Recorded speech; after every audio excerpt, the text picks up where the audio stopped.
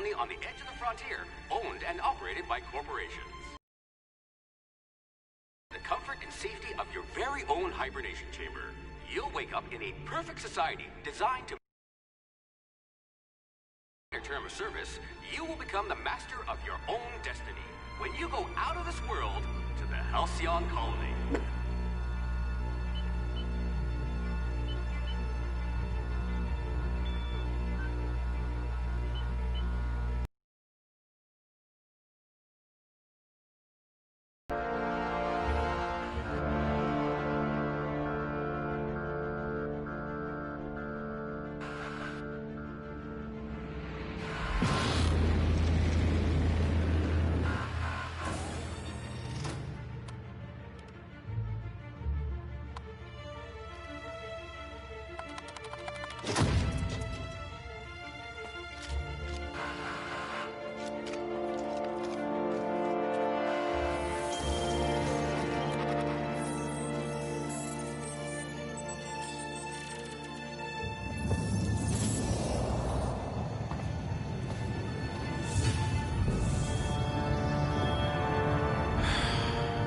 Hundreds of thousands of colonists left adrift out here forever, just to keep from damaging the board's bottom line. Disgraceful.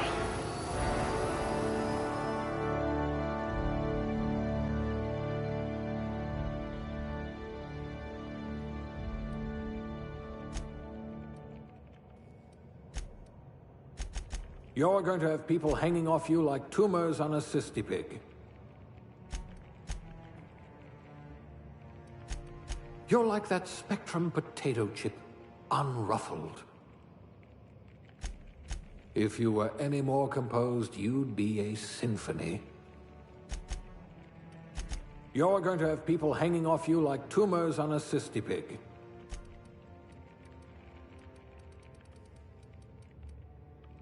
You could probably talk your way out of a landing ticket. You're better off without an indenturement contract.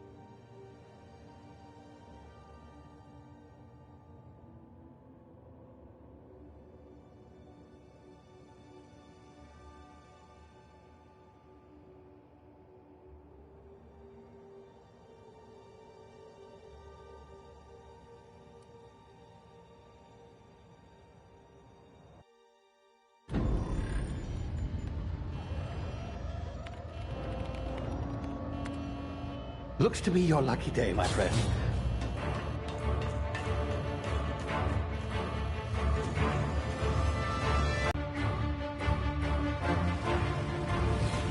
Please power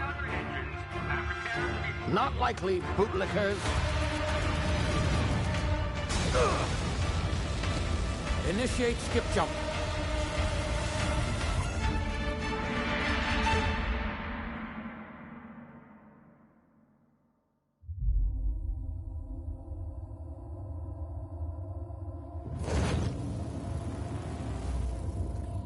Status.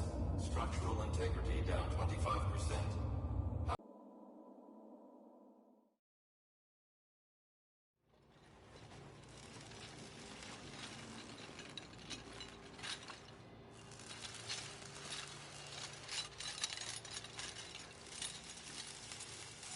Ah, there you are.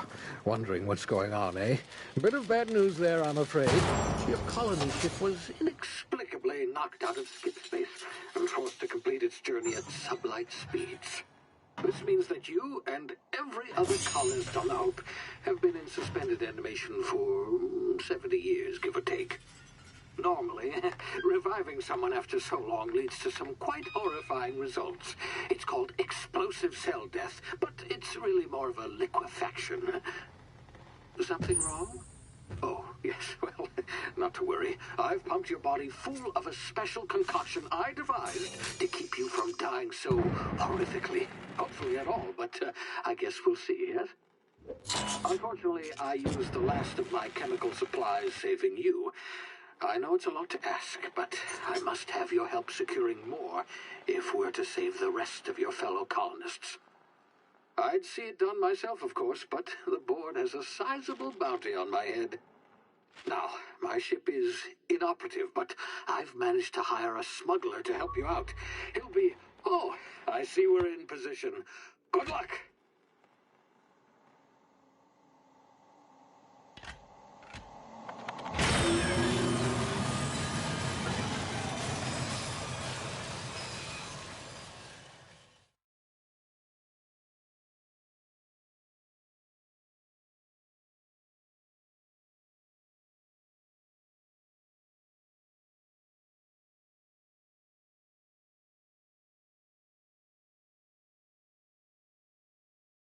Can you hear me? Is this thing working? Ah, there you are. Now, where were we? Oh, yes, the smuggler. His name is Hawthorne, and he should be waiting for you at the landing site. He's to be your chauffeur, so to speak. Not to worry. I'm told he's a specialist. Dashing gunslinger, one-of-a-kind ship, that sort of thing. You'll like him, I'm sure.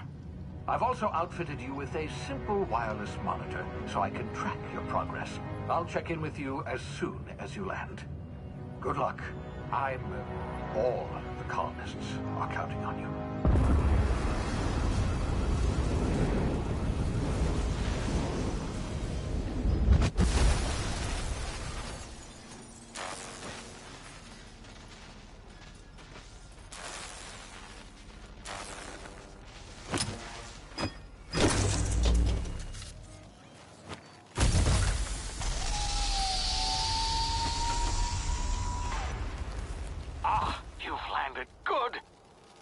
Hawthorne should be close by. What in law's name? Is that him? Oh, that idiot. I told him to plant the beacon and move away, not stand there holding it. Oh well, no sense in letting his ship go to waste. Hawthorne won't mind you taking his ship. Better you than the board, huh? Not sure I trusted the fellow. Might have gone after the bounty on my head. Shame about the whole squashing thing. Nasty way to go.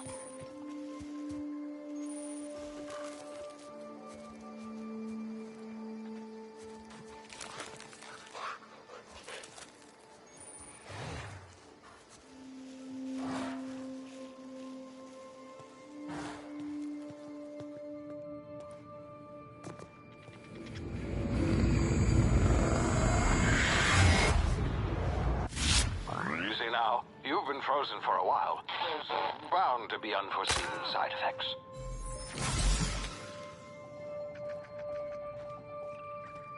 Hey, you, come here. You've tried the best now. Now try the rest. Spacer's choice. Oh, wow, that stings. Looks like the bleeding stopped. I owe you one. Hope you don't mind me omitting this little exchange from my report. Spacer's Choice doesn't like us accepting outside help. Better, thanks to you. I might have bled out on my own. Or worse, had to go begging the boss for some Adrena time. We were out on patrol. I saw a marauder camp up in the hills. Thought I could take him. Then my gun misfired. Right through my side. I mean, what are the odds of that, right? Just barely scraped by with my life. Crawled in here and blocked off the exit with those canisters. Investigating an illegally grounded ship. All spacecraft must arrive and depart from authorized landing pads. That's board law, that is. Some hullhead grounded their spacecraft out in the open. That's a real good way to attract marauders. See those canisters by the entrance? Marauders come sniffing around in here, and I can take them all out with a single shot. Not bad, huh?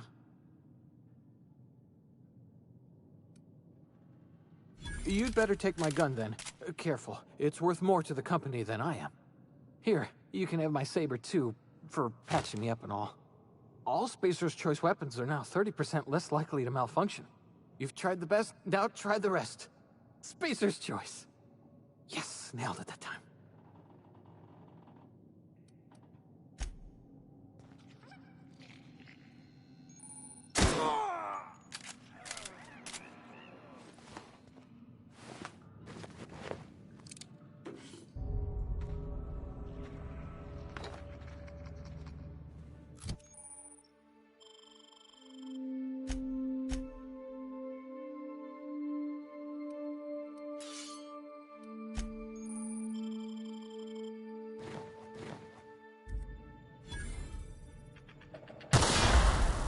My ears! Oh, what had just happened? Can you hear me?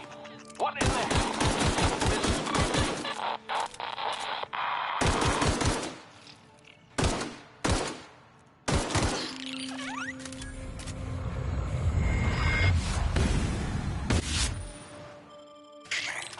Get them!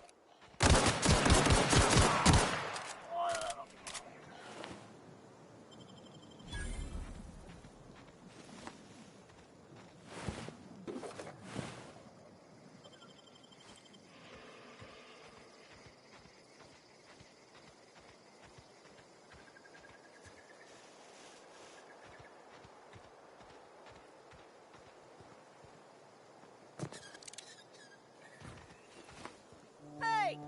Get over here before you get yourself killed! Don't know where you came from, stranger, but you best keep your head down. There's marauders hereabouts, and worse, landing violators. Gall on that rung leech. Landing in the Vale without using an official Spacer's Choice landing pad. I'd slap him with a fine if it weren't for all these marauders shambling about.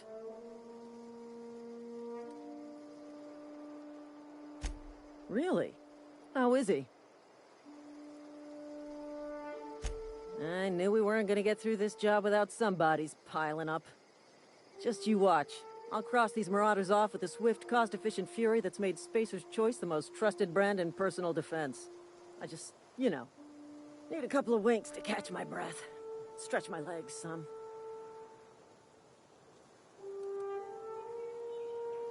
Seriously? But those marauders will... Ugh. You know what? You're right. It's time we cross those marauders off, find whoever owns that ship, and file a full report. Then it's gonna be fucking laminated. Here we go.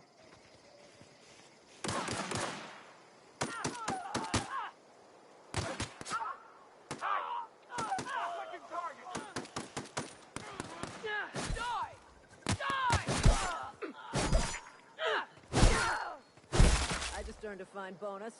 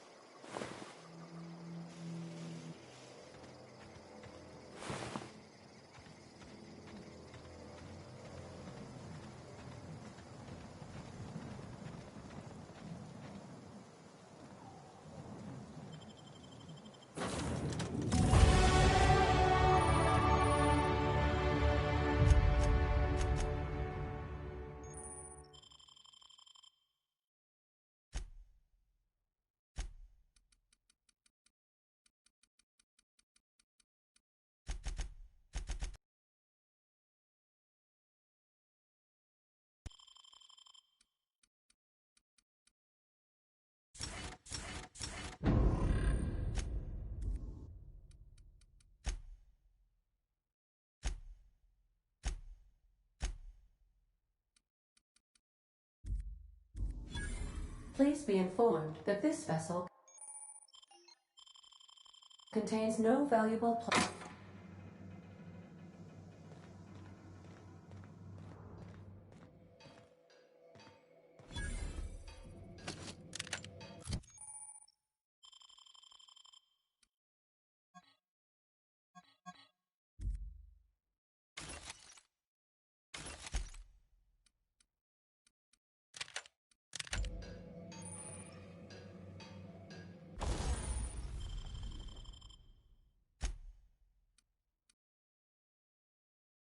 Marauder, please be informed that ignoring me is dangerous for your health. Intruders are not authorized to access the Unreliable's amenities, including the cargo hold's workbench. Unauthorized access of spacefaring vessels is a crime. Please submit yourself to the authorities. Hello, Marauder. I am Ada, the autonomous digital astrogator of this vessel. Please be informed that I am authorized to use violent fashion. Failure to do so will result in your immediate destruction. Jettison procedures initiated. Please engage in airlocks. Prepare to eject all boarding parties in 5, 4, 3, 2, 1.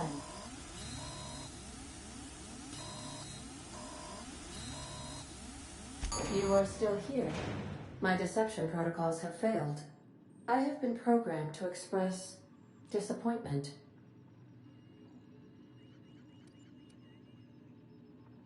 I am incapable of accepting orders from anyone other than Captain Alex Hawthorne.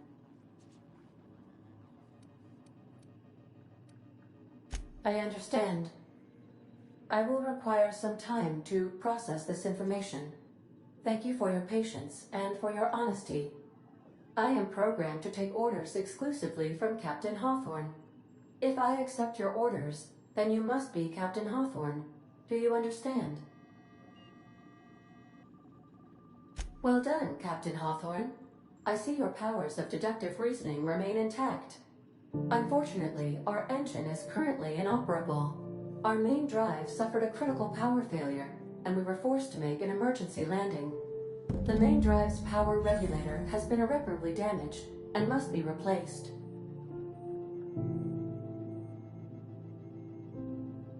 The settlement of Edgewater is located nearby. I recommend speaking to the administrator of Edgewater and requesting assistance. I have taken the liberty of printing you a new captain's identity cartridge.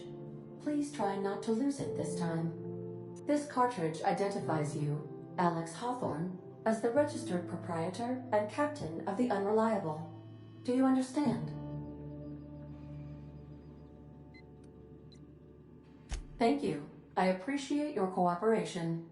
Best of luck in your search for a power regulator. Try to stay alive this time.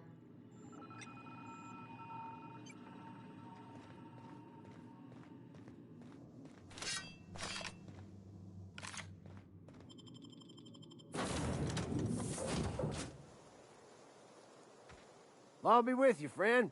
I'm Ernie, from the Spacer's Choice Department of Human Resources. Town sent me hereabouts to check on the guards.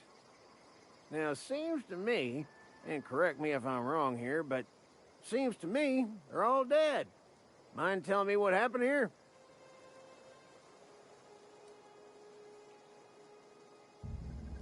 Accidentally, brutally shot themselves, huh? Unbelievable. Second time this month. Guess I'd better get to cleaning up. Can't just leave company property scattered about, bleeding out on the dirt.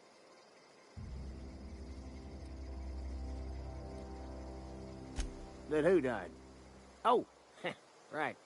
Yeah, well, we do need all the hands we got, what with folks in Edgewater dropping off like cysty pig tumors. Less competition, though, come promoting time. You don't want to amble on over to Edgewater at your earliest convenience. Constable's office might have work for someone with your, let's just say, aggressive disposition. Oh, and be sure to stop by the Edgewater Provisioner for a can of salt tuna. It's not the best choice, it's Spacer's choice.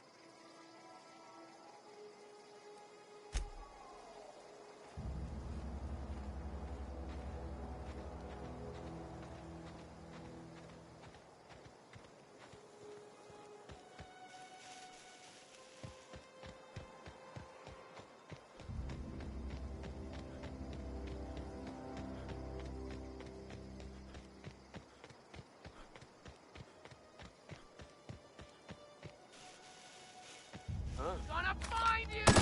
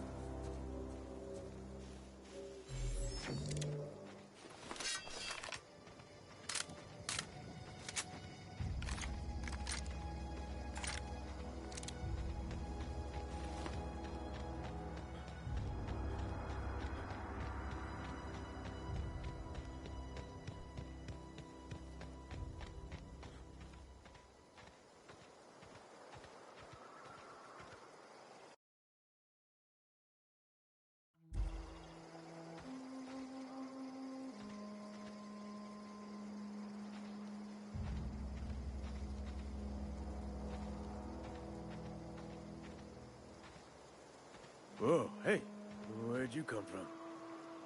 Don't go ambling out in those hills. That's Marauder territory, friend. Your pod? What are you on about? You take a bruise to the cranium? Ain't safe out here. You'd best head into town. Avail yourself of Edgewater's high walls. And low prices.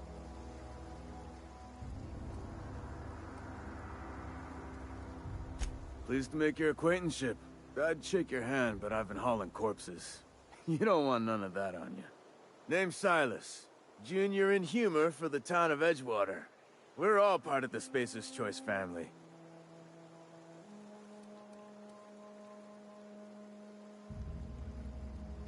Hey, I earned that fancy title. Started off a lowly junior gravesite builder, then junior interment engineer. Oh, and I was a junior burial assistant for a time.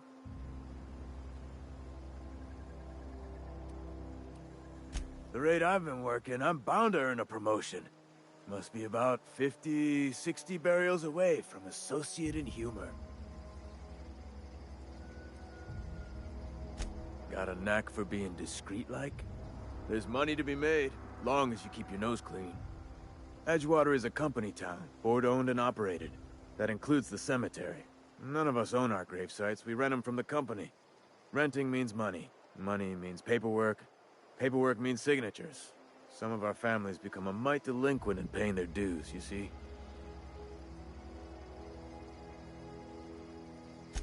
4 workers still haven't paid up. Phyllis, Conrad, Ludwig, and Martin Abernathy. He's a special case. You may want to twist his arm a little. He just is. Look, I don't want to get into it. Just make sure he pays up.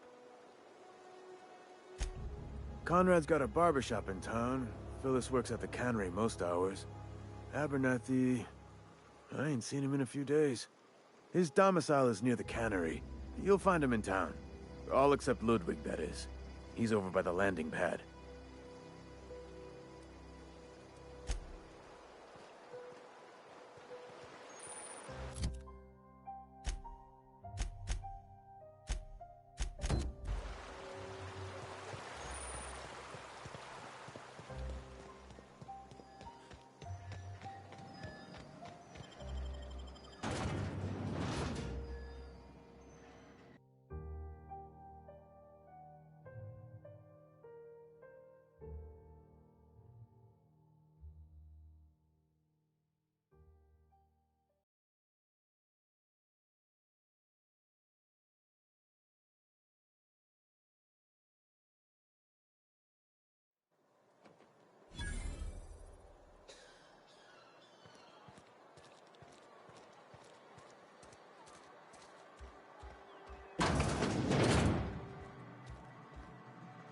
Please don't touch anything. Your hands are probably crawling with germs. Physical hygiene recapitulates moral hygiene. Cleanliness is next to lawfulness. So everyone says, until someone forgets to cough into their elbow, and then we're all dying of plague. I'm Conrad. You will report to me if your hair fails to meet Spacer's Choice aesthetic standards. You will also report to me in the event of your death, whereupon I will clean and prepare your remains for interment. Ah, gravesite fees. Silas and I had talked about this at length. I thought I'd made it clear my pecuniary situation precludes the necessary restitutions. I mean that I can't possibly pay my gravesite fees. I simply cannot afford it. I am a blemish on the prosperity of our fair settlement. When I expire, I expect Silas to toss my body into a ditch.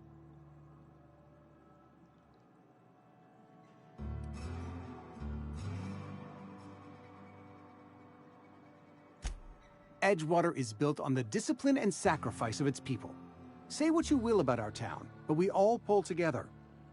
Tell Silas I can't afford to pay, and that I fully expect to have my medical rights revoked for this dereliction. With my apologies. Not a bad idea. But I'd need some kind of collateral. My pair of lucky clippers. No, that won't do. Your idea intrigues me, but I'm afraid I don't have anything to give Silas. I'm open to suggestions. Much obliged.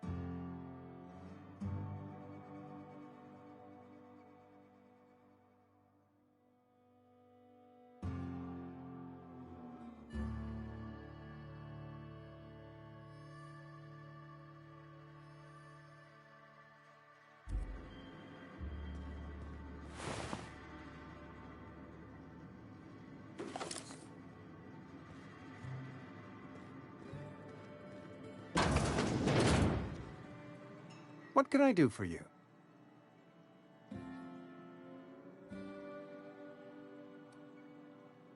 You know about Eugene? How? Then, you know Phyllis suggested selling off Eugene's gold teeth. I didn't approve of the idea then, and I don't approve of it now. Eugene's golden teeth were a family heirloom, representing 3 generations of poor dental hygiene. He took them to his grave. That's unthinkable. Eugene's body and all rare earth minerals contained therein are solely the property of Spacer's choice. I can't ask Silas to dig up a man's body and pry a few teeth loose from his jaw just to pay my bills. Can I? Yes, I suppose I must. Here you are.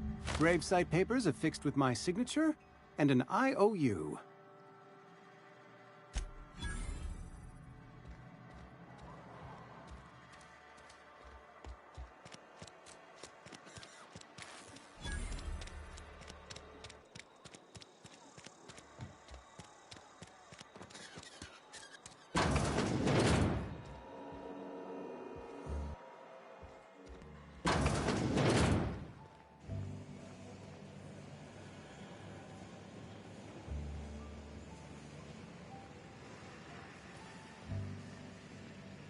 You the new worker? Whatever. Make it quick, Tenderfoot. I'm busy.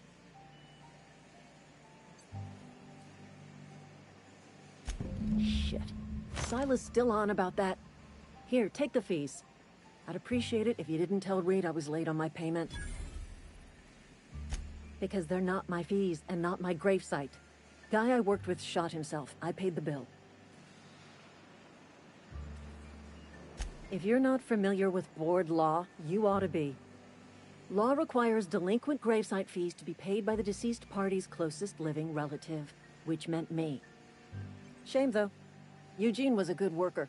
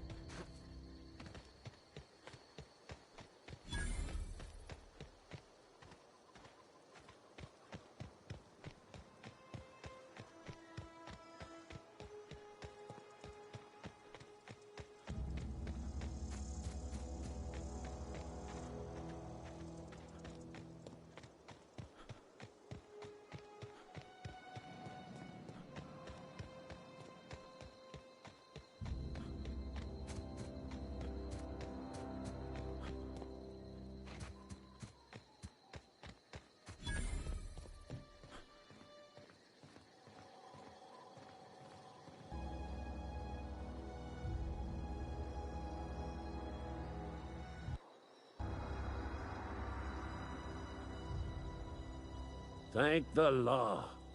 I've been requisitioning backup for months. Guess the boss finally came to his senses.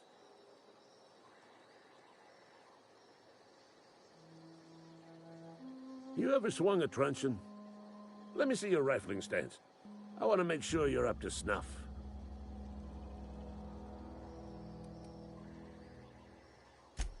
I told Silas I'd pay my dues if he agreed to join the Resistance. Guess this means he's finally heard the calling. The war, the coming apocalypse, man versus machine. I'm talking about mechanical soldier. Cold, heartless automatons made of iron and lies.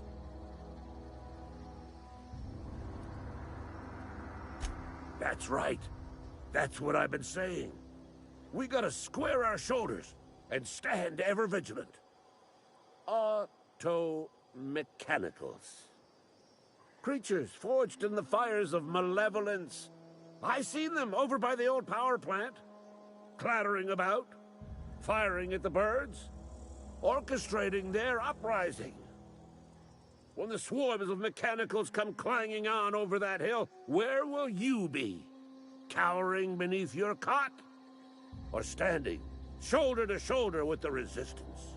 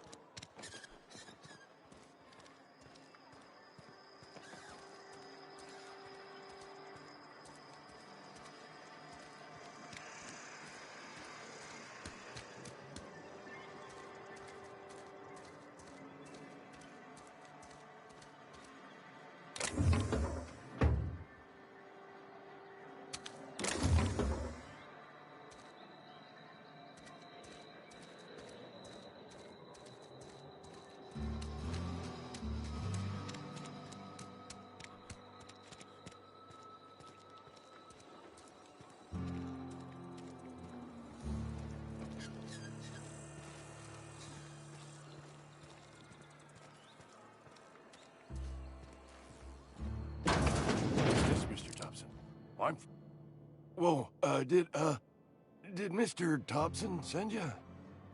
Well, you tell Mr. Thompson I'll be right at my post. Tomorrow. Bright and early tomorrow. Because I'm definitely not plagued. As spry as a spring chicken. That's old Abernathy.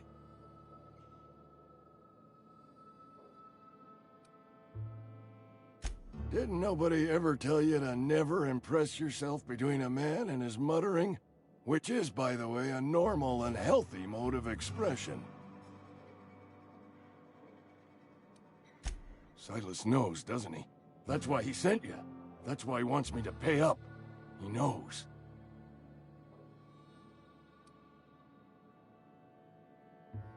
Sounds like he's already told you. You may as well hear it from me. I'm dying. I'm not long for this world. The date of my expiration is fast approaching, and soon I shall be ushered through the great cannery in the skies. It's plague. Has to be. Silas knows. He knows I got one foot in my grave, and now he wants to charge me for the other one.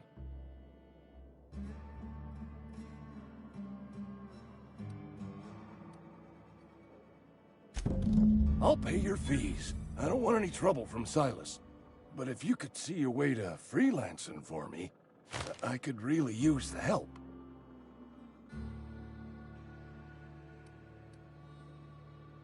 Couple hours out of your day and some light second story work, that's all.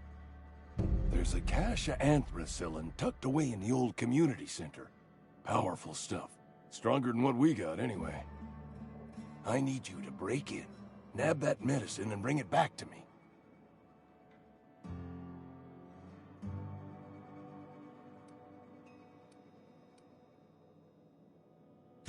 You oblige me with your haste. I think I feel the plague spreading. Oh, Law, it's in my spleen now. I can feel it.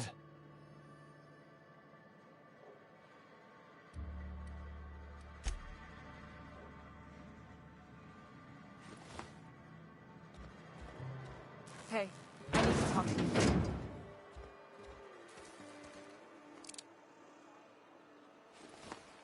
Excuse me. I'm Esther Blaine, Spacer's Choice Actuary. I overheard your talk with Abernathy. I hope you're not thinking about getting him that medicine. Abernathy is a well-known hypochondriac. Anthracillin is wasted on him. You're better off selling it to me instead.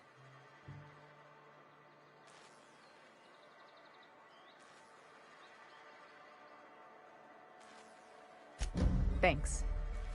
I'll see to it that this medicine gets to the people who need it. Here, something for your trouble. Nothing personal, but I hope we never do business together again. Don't want to make a habit of consorting with smuggler types.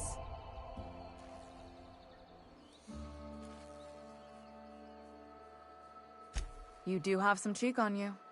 Lucky for you, I kept a little contingency fee in case you tried to negotiate with me.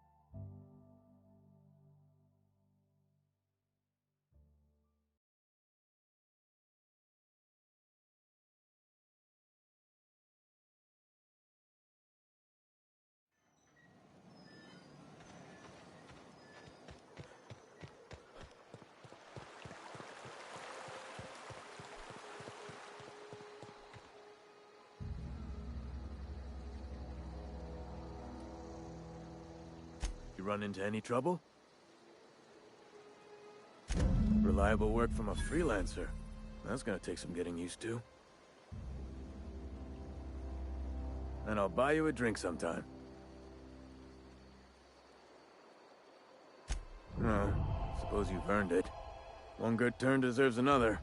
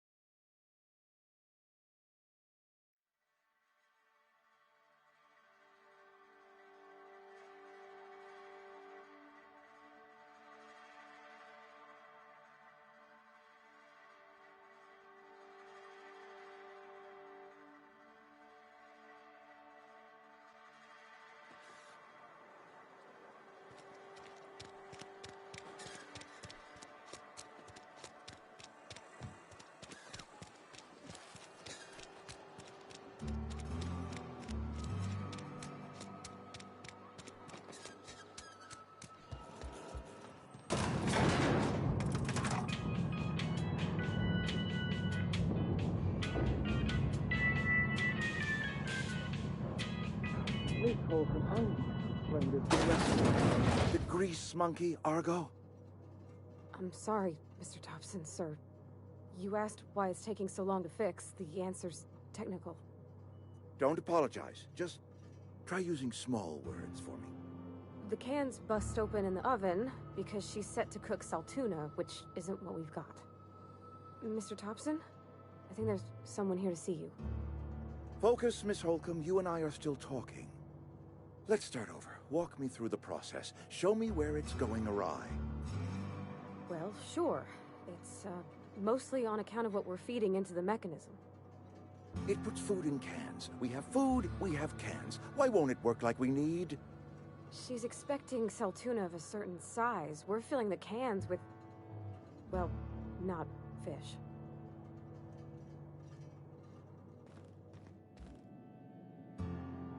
Seems we've got a guest. Really now, Parvati, I do wish you'd spoken up. I do apologize. I was given no forewarning of your arrival, or I might have welcomed you at the gates myself.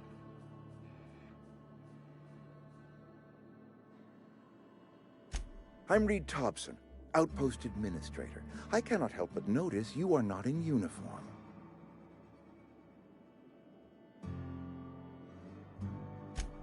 Yes, so it dawns on me. Seems I allowed my excitement to run away with my wits. Been a few seasons since we've had a visitor pass through. Only regulator we got is hooked up to the town transformer. Mr. Thompson ain't liable to be keen on dismantling it. I beg your pardon. I am most emphatically not keen on any such thing. I happen to know of another one. And I happen to know exactly how you may retrieve it without frying yourself in the process.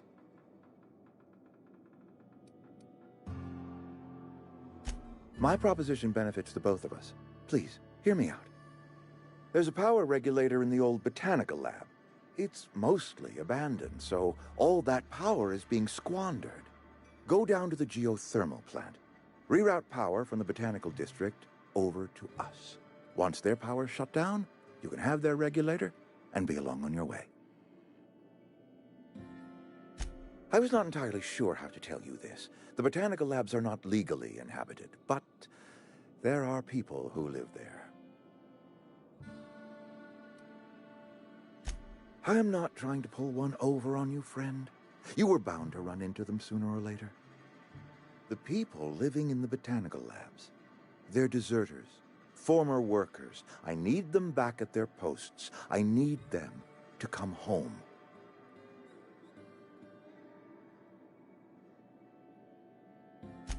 My hope is that by cutting off their power, you will convince those deserters to come back to town.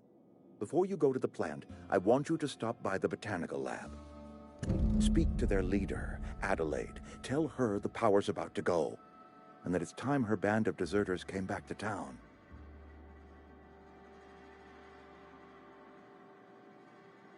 My dad told me all about the plant. Taught me all he knew. I could come in useful. I mean, if that's all right with you, Mr. Thompson. Sir. I hesitate to part ways with Miss Holcomb, but I cannot deny that she is talented and may prove useful to you. You will need an administrative passcode in order to enter the plant. I am trusting you with mine, and trusting Miss Holcomb to guide you if you'd like. Great! I got my wrenches and diagnosticators and hairpins and engine tape, so I'm all set. Well, I am glad to hear that. Best of luck to you, and thank you again for your help. It is a lot to ask of a stranger, I know.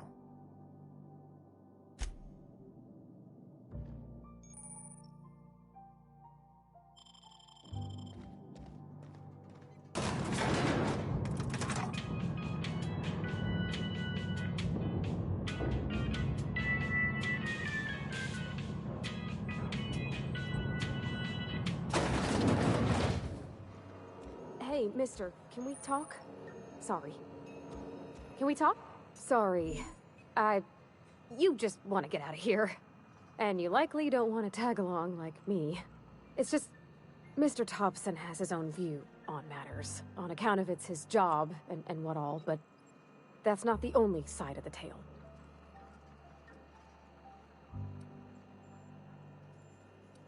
Sure, it all comes together seamless in his own head. And I reckon he means well, for all that.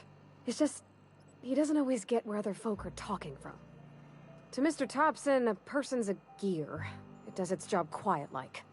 If it squeaks or stutters, it gets replaced. The deserters are decent folk. I knew some of them before they left.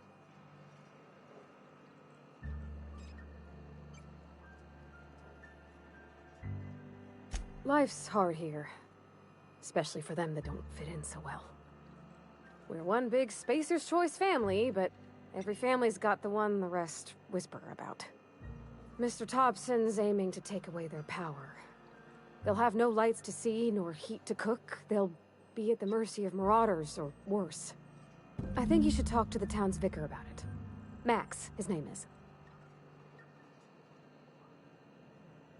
Thanks, mister. I just think when you gotta make a decision that'll hurt somebody, it's best to think on the right and wrong of it. That's what my dad used to say anyways.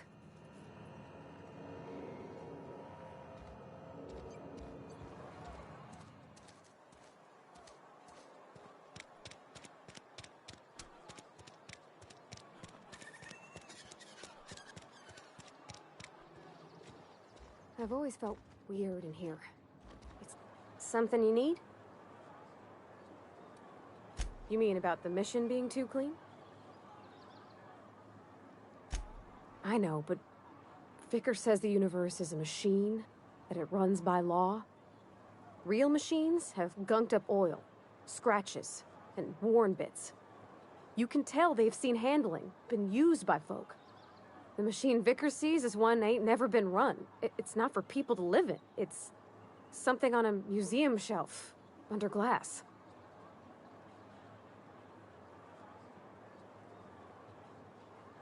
Fixing the universe is a job for somebody way better than the likes of me.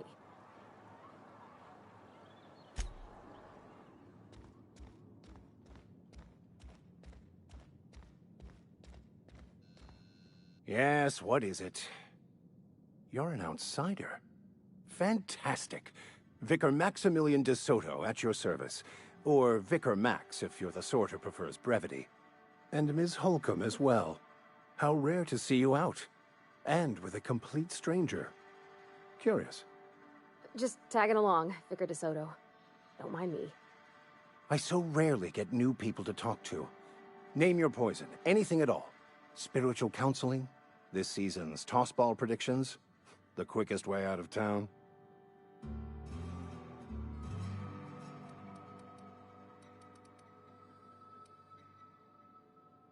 They who are not satisfied with their work are satisfied with nothing. No? How about, work fortifies the spirit. True exhaustion awaits idle hands.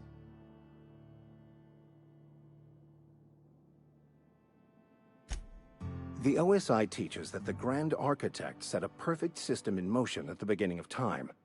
Contentment is found by accepting one's role in that grand plan.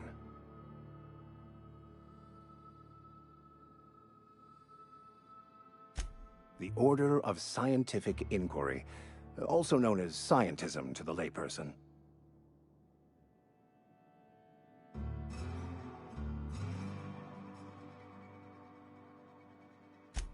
You don't talk to the Grand Architect.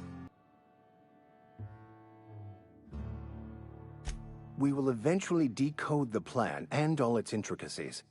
Once we are able to deduce the properties of every particle in the no one will ever need question their path again. Some even believe this ultimate knowledge will unlock mankind's true potential, and we will all become akin to Grand Architects ourselves, after a fashion.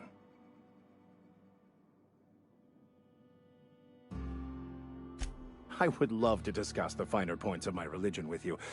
Oh, wait. No, I wouldn't. Seriously, though, to truly understand the metaphysics involved takes years of study and contemplation.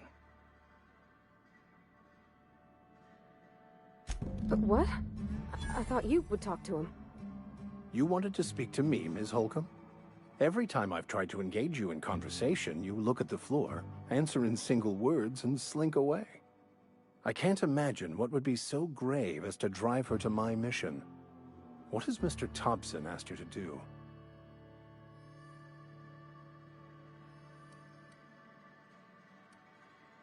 Depriving them of safety from the marauders and wildlife. I can see why that troubles you. Miss Holcomb has a soft heart. Always has, if you believe the talk. They rejected the order of society and live beyond the walls so thoughtfully provided by our Spacer's Choice patrons. Does that strike you as a responsible life choice? Assuming your goal is to save as many as possible, then you should bring everyone together. Send the power to Edgewater and convince the deserters to return to the fold.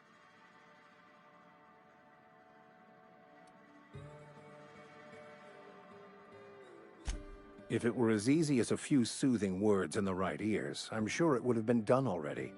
Consider it a challenge. If you don't mind a bit of unsolicited advice, be cautious on your way to the geothermal plant. It is not as safe as you might assume. One of the reasons I transferred here was to fulfill my duty in hunting down banned heretical texts. I happen to know such a book is, as we speak, tainting a collector's library in Emerald Vale. However, the collector's residence lies outside the town's walls. My retrieval efforts have been thwarted by marauders who have overrun the property. Should you fare better than me, I'd pay a handsome sum for the book. I just want to keep the writing out of layman's hands. It wouldn't do for such information to fall into public consumption.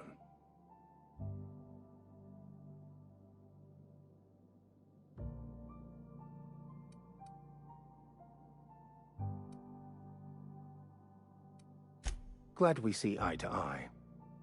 It's a handwritten journal, a faded blue cover with the name M. Bakonu handwritten in the lower corner.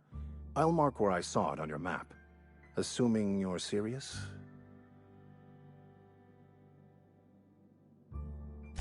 Thank you. If you retrieve it, you can always find me here.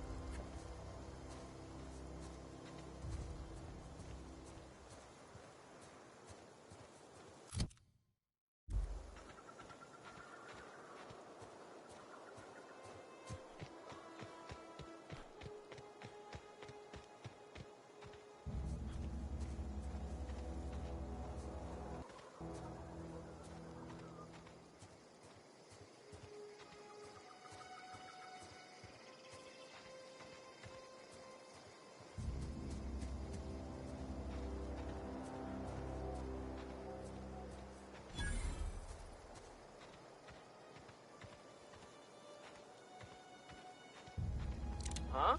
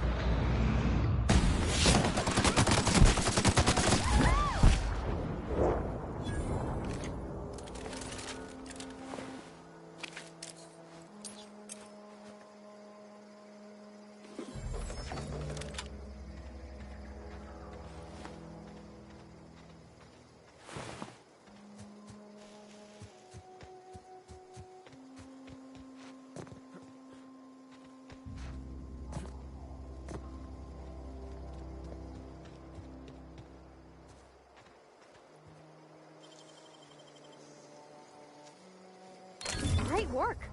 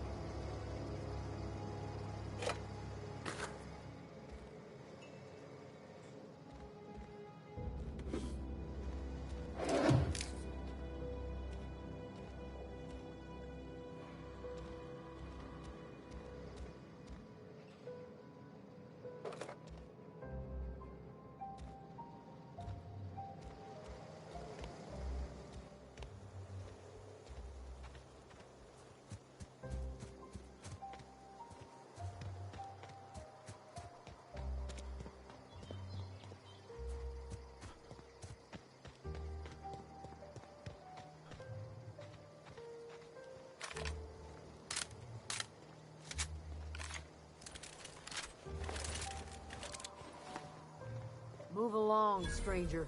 We don't want any trouble. Yeah. Go ahead and ignore the lady with the gun.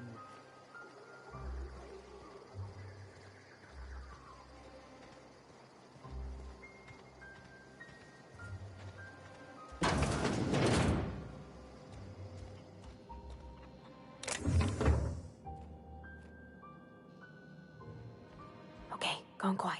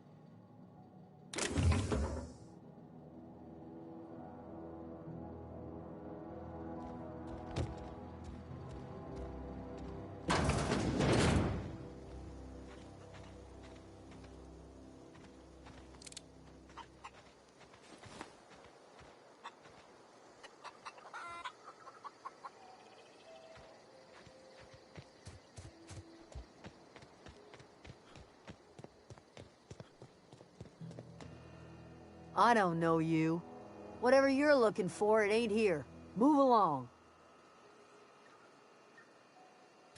Armed strangers wandering into my camp for one. Some of my camp wandering out for another. You want to try standing outside in the heat, keeping your sights open for the next Marauder raid? No, I'm sorry. That was unworthy of me. Lady named Zoe went missing some nights ago. Just up and vanished without a trace. Now I'm pacing around wondering if Marauders got to her. I go looking for Zoe, I leave the camp undefended, seeing as I'm the only one of us who knows her way around a gun. Hence my dilemma. Vex me. If she told anybody, they ain't telling me. I'd check her room, but I got yelled at for snooping once already.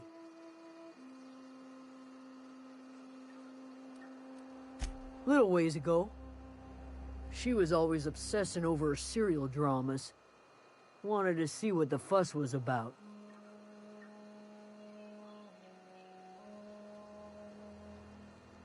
It's not like Zoe to go wandering. Figured she might be out scavenging, but that ain't exactly her talent. Can't imagine where she's gone. Vale's a wide place. She could be anywhere.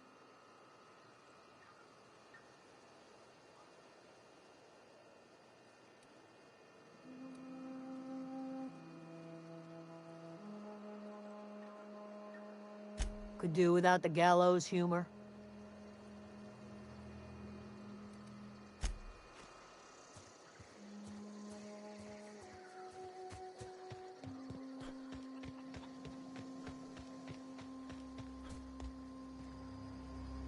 You hungry? We got canid ribs. Canid... Something I can help? You mean Zoe? Yeah, we were pretty close. Not like her to go loping off. Zoe and I were gonna watch the serials, as is our custom. She never turned up. I looked around, but she was nowhere to be found. You sound like some type of corporate fixer asking all these questions.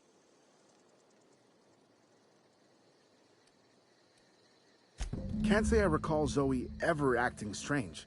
Well, except for her habit of writing things down on scraps of paper. She called it journaling, but I think it's just plain odd.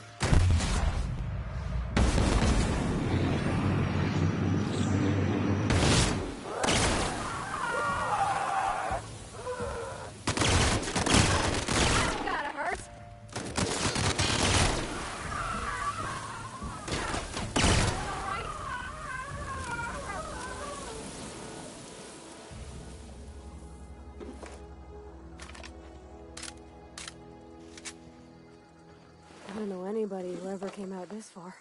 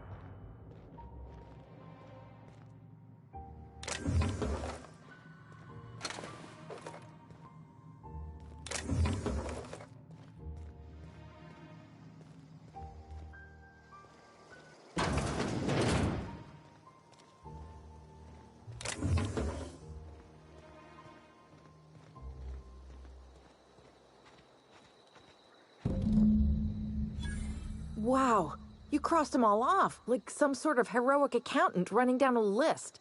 Teach me your ways.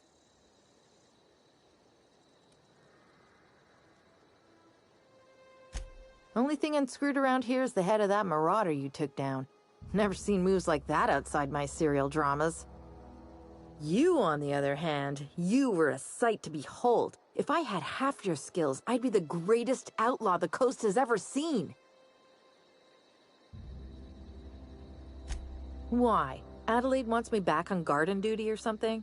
But I'm not going anywhere. This is where I belong.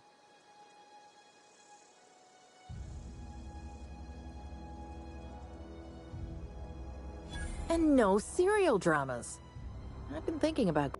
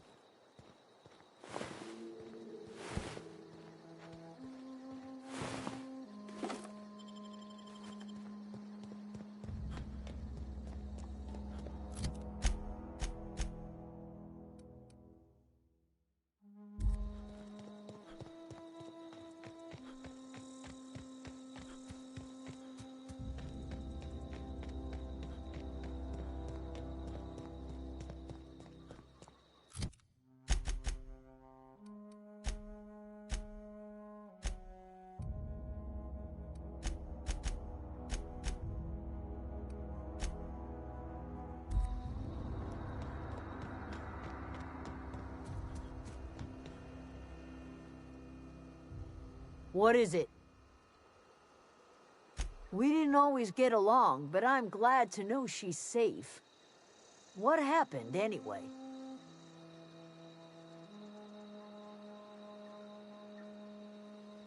Zoe joined up with a band of marauders. Zoe. The same Zoe who doesn't know a barrel from a trigger. Well, I've heard stranger things. You pretty much did my job for me. Least I could do is pay you for your trouble. Let me know if I can do something for you.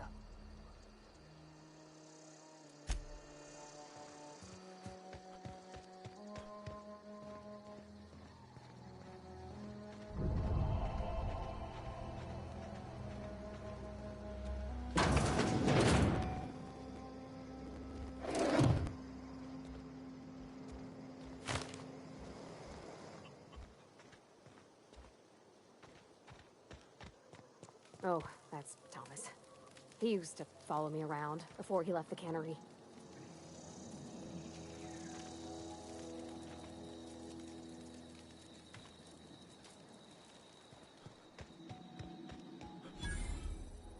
Oh, didn't see you there.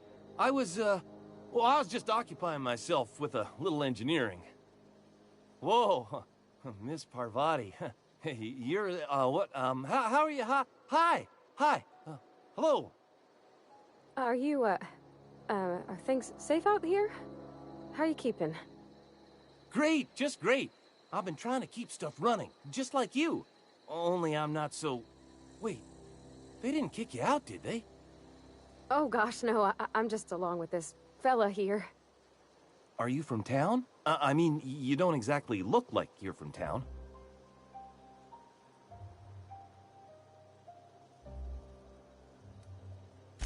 Well, what I meant was you're reasonably well armed and don't look stricken with plague.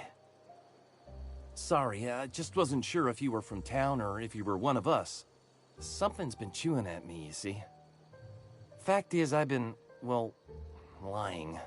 To everybody here. Camp thinks I'm a mechanical genius, but I couldn't fix a busted chair.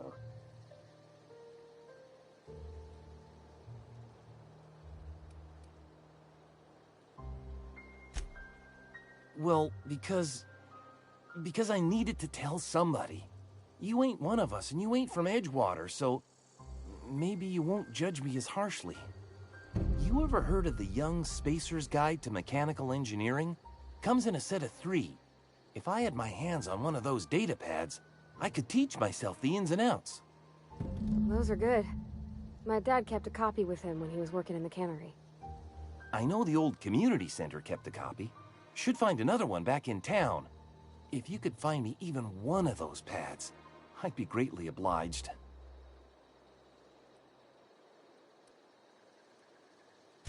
I'll pay you for every pad you bring me. If, by some miracle, you can bring me the full set, I'll give you something pretty I've been saving for a lucky day.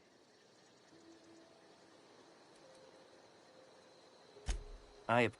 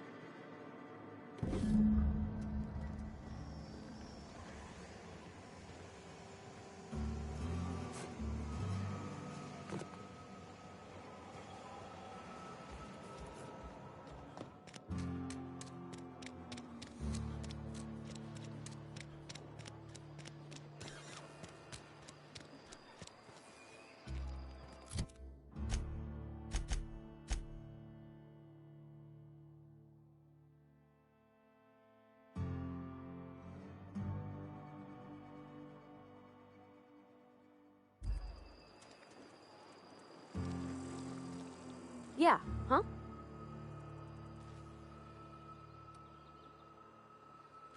He's just interested in fixing stuff. He always used to follow me around, asking me to explain what I was doing. Like a puppy, kinda. I'm just glad he's alive. That he's okay. I mean, when Mr. Thompson said he was fired, we all expected the worst. If he wants to learn about engineering, we should help him get those data pads he wants. I'd like to do that for him.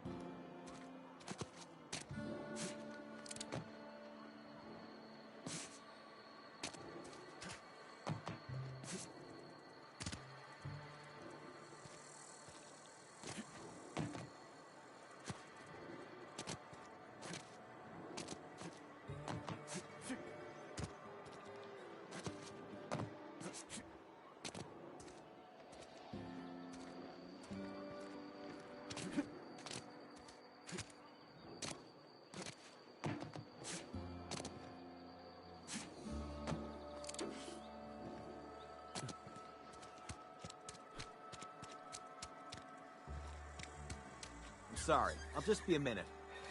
You had a minute. Next one comes out.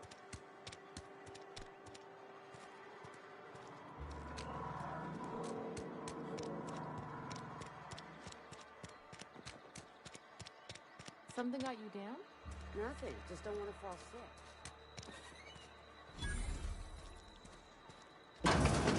I'm not allowed in here. Not since the vending machine incident. Holcomb, got my eye on you, girl. Miss Holcomb ain't allowed in this establishment. Not since that little incident. Ask her if you care. I'm running a business here. I won't touch anything while we're in here, Mr. Moreau. I promise. Music to my ears.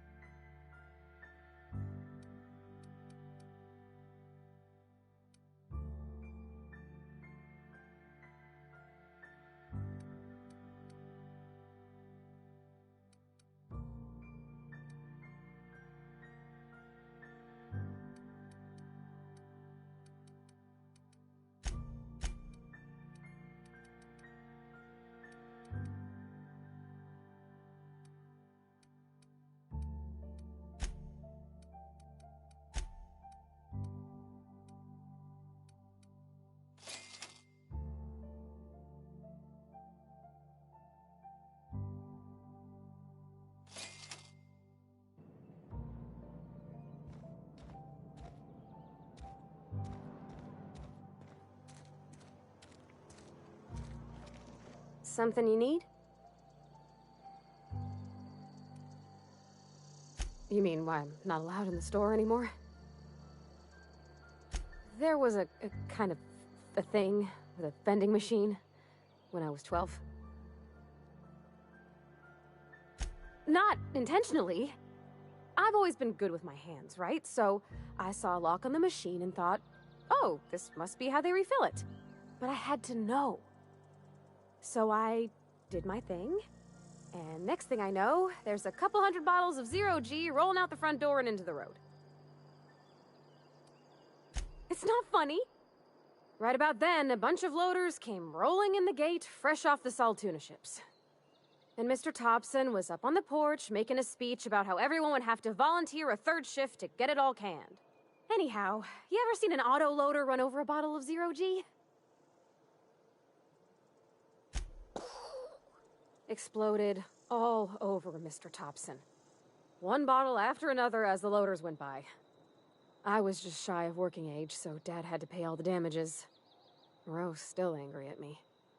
I can laugh about it now, but I just about puked up my guts in terror in the moment. That's the one time I ever made Mr. Thompson look a fool.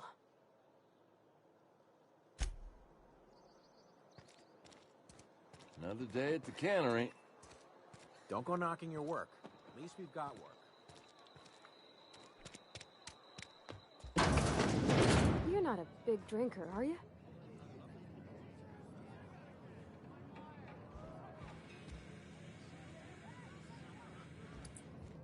You read the latest report? Only the part that said we ain't making our quotas. If only McDevitt's spoken.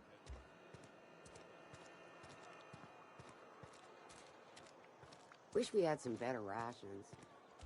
I've never actually been in here. Seemed scary from the outside. Welcome to the Spacer's Choice Constabulary. We are Halcyon's leading brand in frontier justice. The office is writing up promotion. Purchase 3 criminal investigations and the 4th one's free.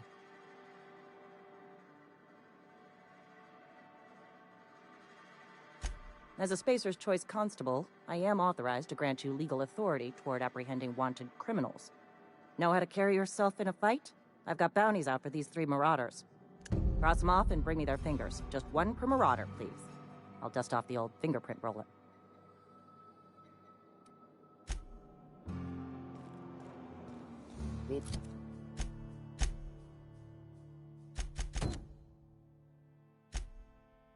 Needing nothing but salt tuna for a year.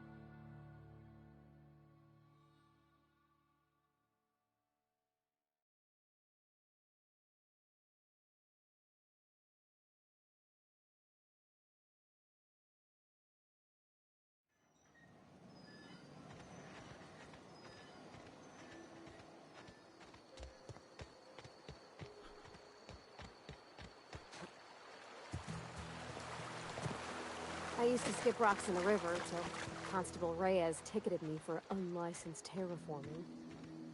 I think she was jealous. She don't know how to skip rocks her own self.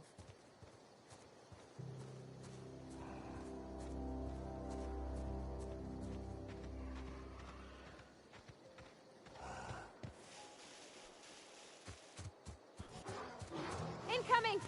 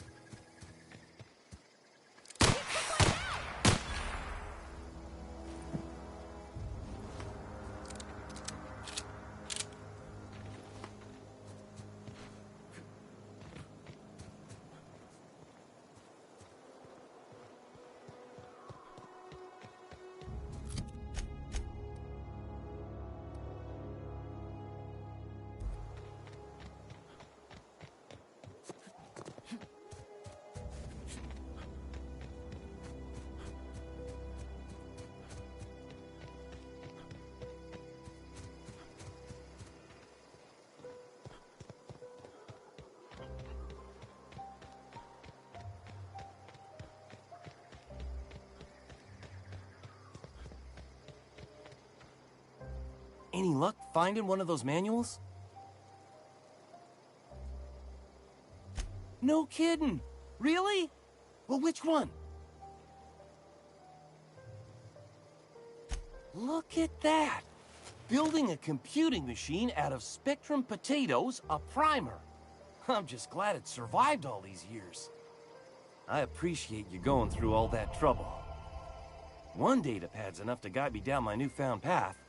Just remember, I got something saved for you if you find me all three. Well, don't keep me in suspense. Ain't that just ironical? If I'd worked a little longer back at the cannery, I might have found this myself. 2 whole datapads? Be still my beating heart. Oh, almost forgot your payment.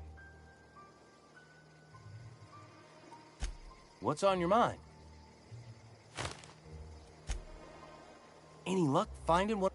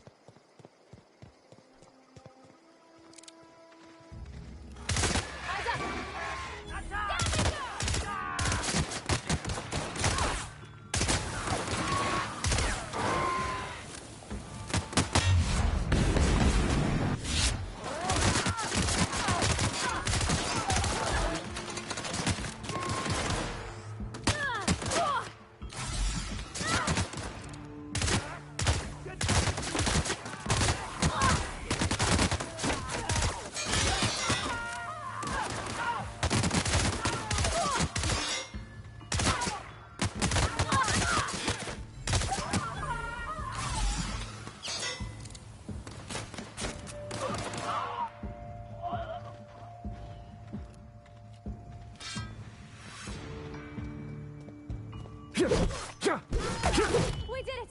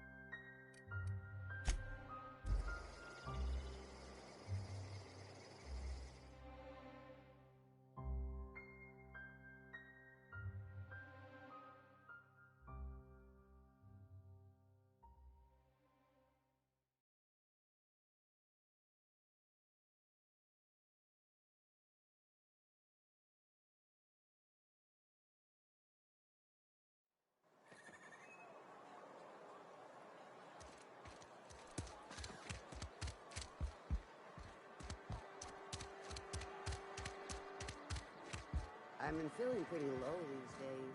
Something to report? We pay by the finger. What do you have for me? Gil Antrim. Real name, Guillaume. Duly processed by a freelancer on behalf of Spacer's Choice. I remember him. Was just a kid last I saw him. Shame. I'll just need your signature here, here, here, here, and here. Got any more fingers for me? Mabel Burgess. Age 37? Right or left-handed? Let's just say no longer applicable. I remember Doc Burgess. Conducted my physical every fiscal quarter. Guess she couldn't keep her hands off her patient's medicine. Still one outstanding bounty. If you've got a finger, I've got the paperwork. Here we are. Bertie Cotton. Cause of death. Let's just say overwhelming physical trauma. Bert was the local preacher before Max took over. Always was quick to remind us that we all get what we deserve in the end. Well, that's all three. I must remember to requisition some more fingerprint ink. Here's all the compensation you've earned, plus a bonus.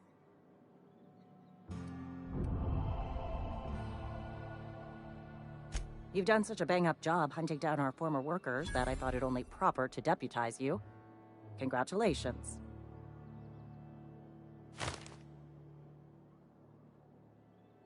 Let me stop you there. It is official Spacer's Choice policy that all Marauders, regardless of prior affiliation to the Spacer's Choice brand, no longer qualify as our people. Marauders are folk who lost the will to keep working, wandered out into the wilds and gave into their baser instincts. Not everyone's cut out to work in Edgewater. Some turn deserter, some turn Marauder. None of them get my sympathy. Uh-huh. I recall young Eugene. Good kid. Nice smile. Fussy about his health, though. Took a little too much adrenatime. That'll do a number on your brain matter. Says so right on the warning label. Violent psychosis is a well-documented and legally accounted for side effect of adrenatime.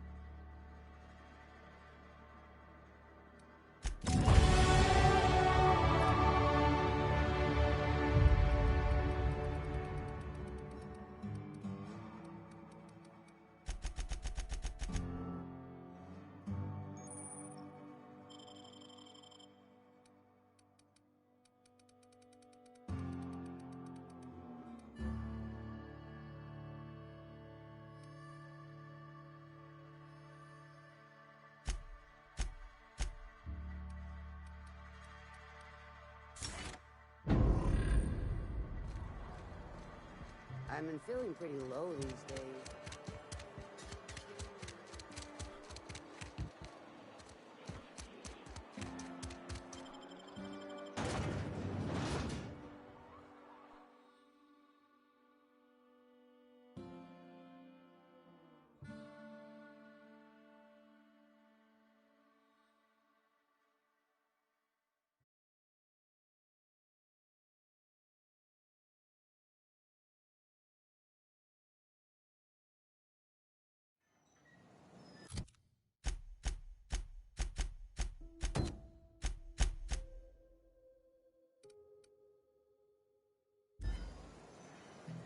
Yeah, huh?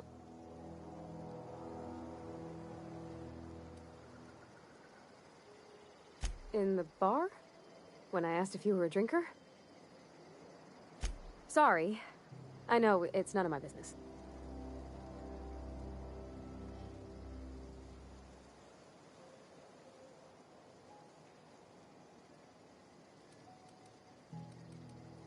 It's not like I think it a failing, mind. It's just I live right across the road. Most nights I watch folks out my window. When they come in here, they might be happy or sad. Mostly they're tired. When they leave, they're mad at themselves. Or they stumble into the alley and I listen to their hearts breaking.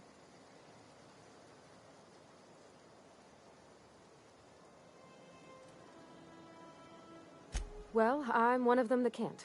So I don't make a habit of drinking.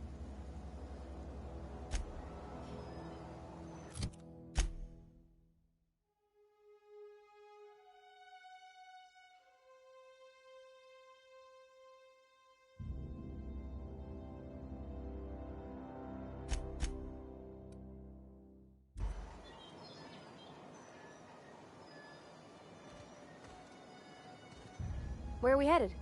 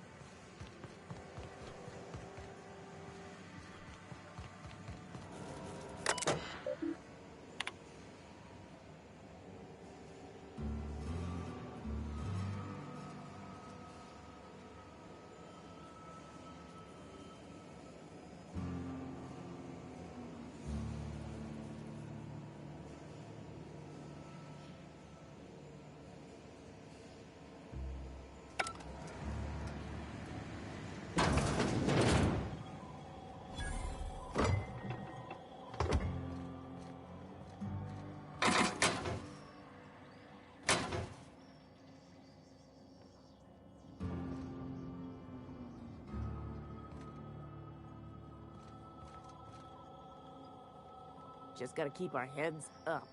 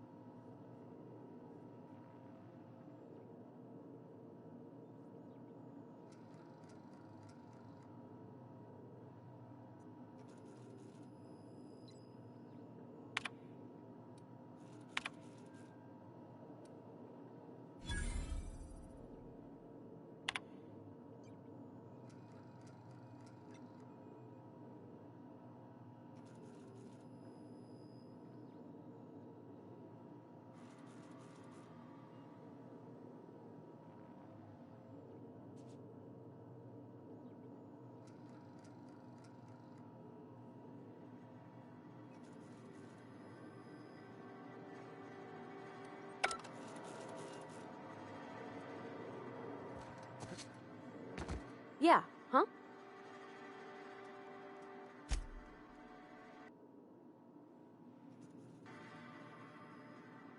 That's on account of how I never met her.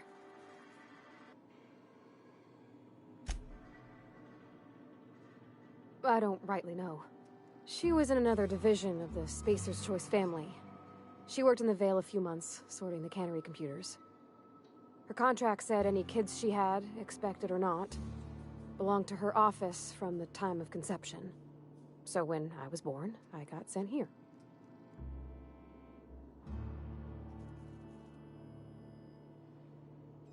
Well, I don't know about normal. Dad said she worked under some kind of special contract. It's sensible. Dad just fixed machines. She did some kind of crazy math, high-level stuff. Better to raise me on his time than hers. Where are we headed?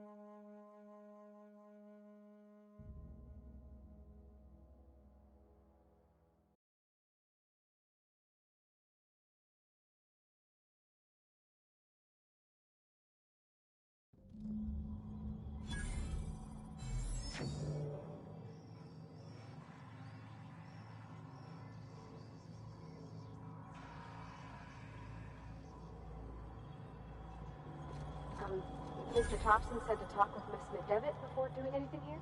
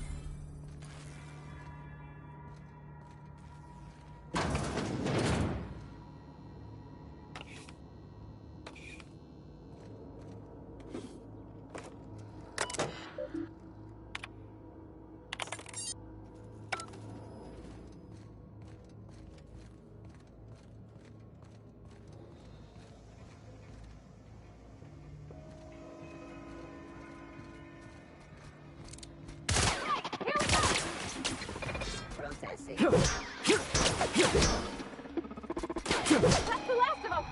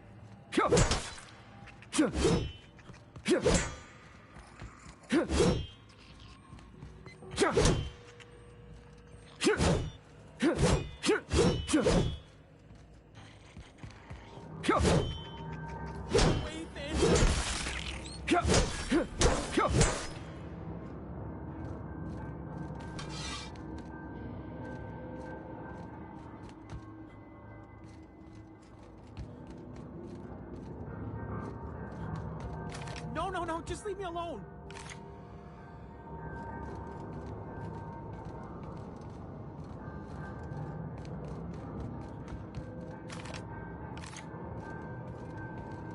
Get away!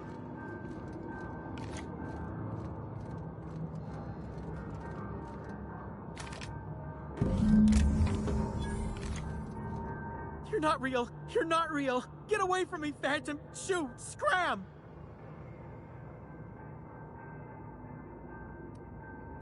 Don't you talk down to me, Phantom. At least I know I'm real. See? See, Higgins? This is why you must always boil your sprats before ingesting.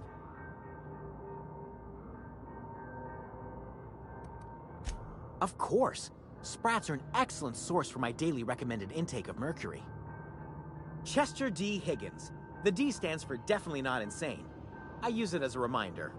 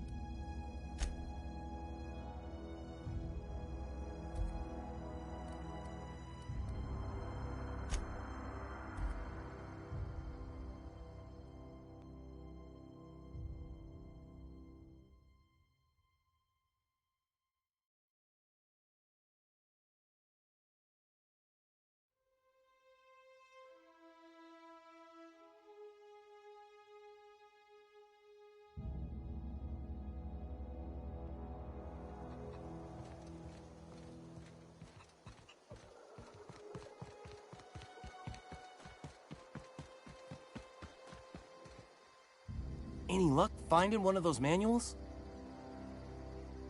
No kidding! Really? Well, which one?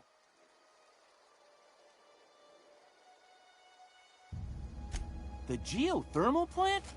Now that is just incredible! You really went exploring down there? Adelaide always told us it was swarming with hostile mechanicals. That's a complete set! All 3 parts! I'm gonna be the greatest engineer Halcyon's ever seen! Aside from you, Ms. Parvati, I swear, I'll do you proud. I'm glad we could help, Thomas. I've been saving something for you. Just a little contraption I found. Should fit right into your outfit.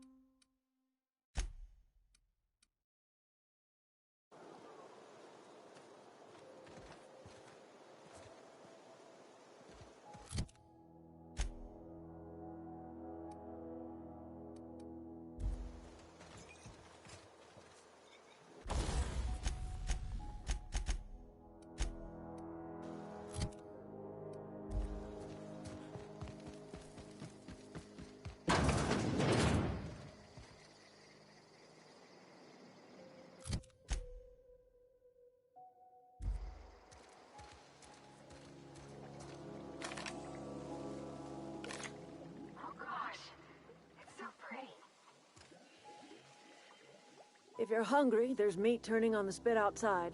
If you're bearing illness, find a place to lay your head down and I'll fetch you a poultice. Whatever your troubles with Edgewater, leave them at the gates and be welcomed here. Any questions, dear? I have been called that, among other things. Green Thumb, grandmother, the strange old lady who keeps flowers. But yes, Adelaide will do just fine. Excuse me, Miss McDevitt? Sorry, it's just... You got such pretty trees in here. Why, thank you. You're Robert's girl, aren't you? I remember when you were but a sprout.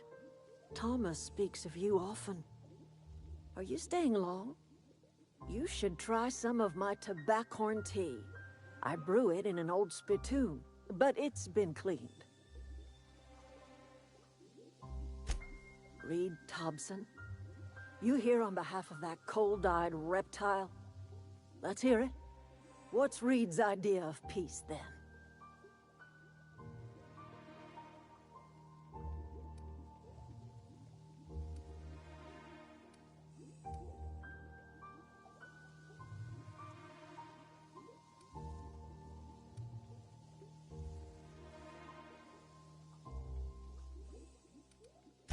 I can't say I blame you. Reed is positively soporific. Like everything else that comes out of Edgewater, that peace offering is canned.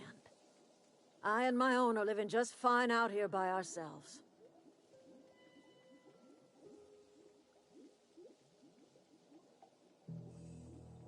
He would do such a thing.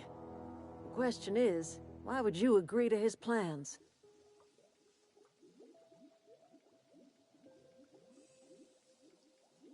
Cannery's got a regulator. You want ship parts, you ought to rip 'em out of the cannery's guts and leave us be. If you're going down to the plant, you should divert power away from Edgewater and toward our end of the grid. Think about it. You'd be liberating an entire town from a lifetime of service to that odious cannery. Seems the sort of thing a hero would do.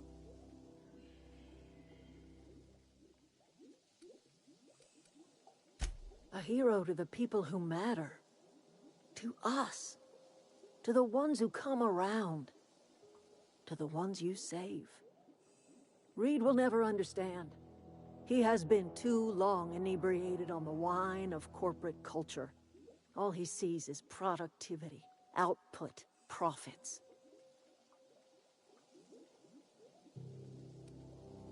You bring power to Reed's town and you'll be killing us. Reed knows it. He's counting on it.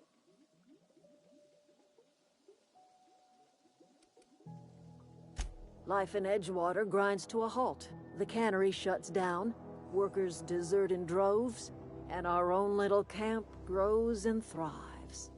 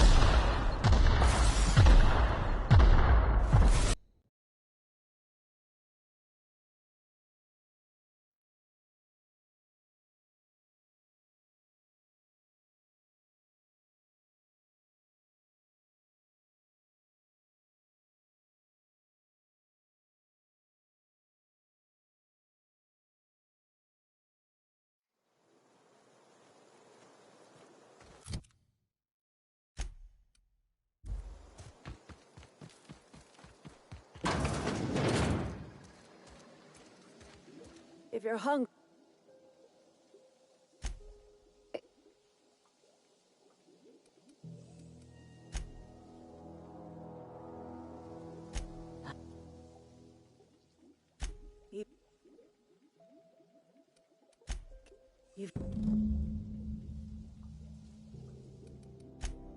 Reed will never... Anything else I can do for you?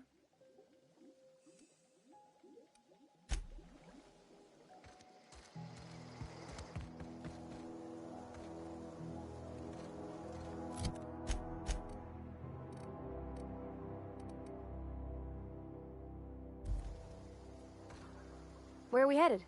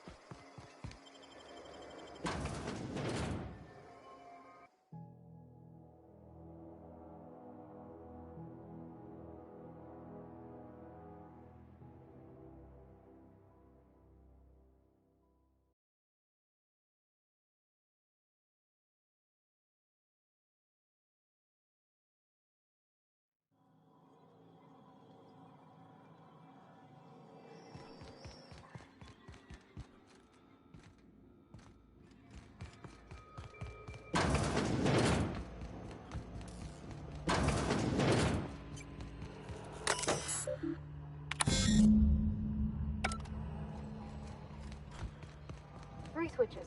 That'll be easy enough.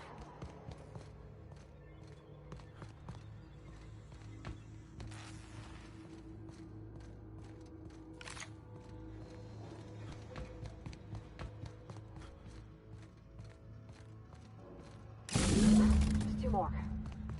What'll happen to Miss McDevitt's folk if we send power to the Vale?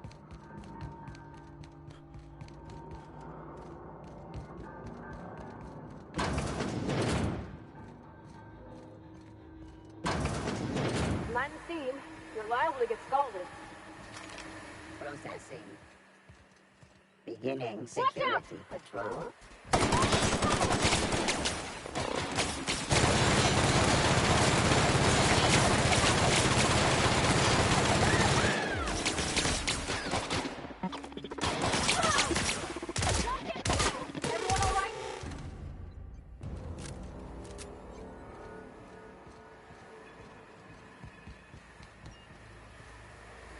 Way to go.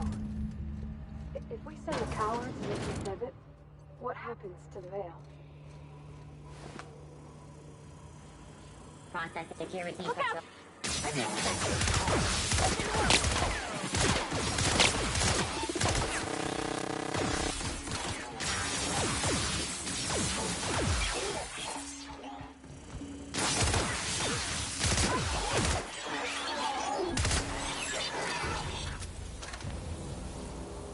Sweeping the... Here we go!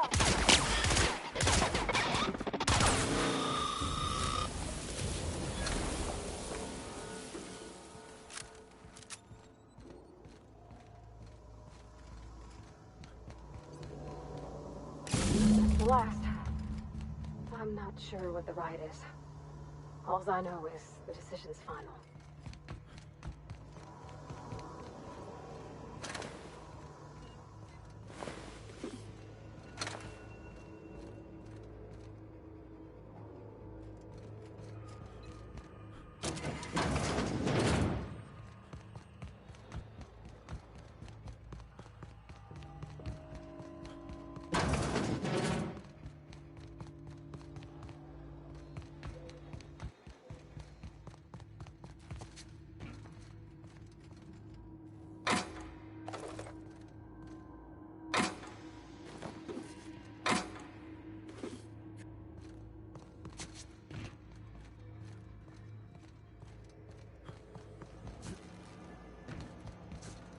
Once we do this, there's no going back. Hey, mister? Look, I know you want your power regulator and all, but I just gotta ask you. Do you understand what you're about to do? I don't think you should cut off Edgewater's power. I think it would be cruel. I'm sorry. That just sort of came out all at once. Edgewater's hurting. We've been losing workers year after year, and corporate hardly ever sends replacements. There's barely enough Saltuna to fill our bellies anymore. But the town's got some good people in it. Decent, hard-working folk just living their lives the only way they know how. They don't deserve to be punished.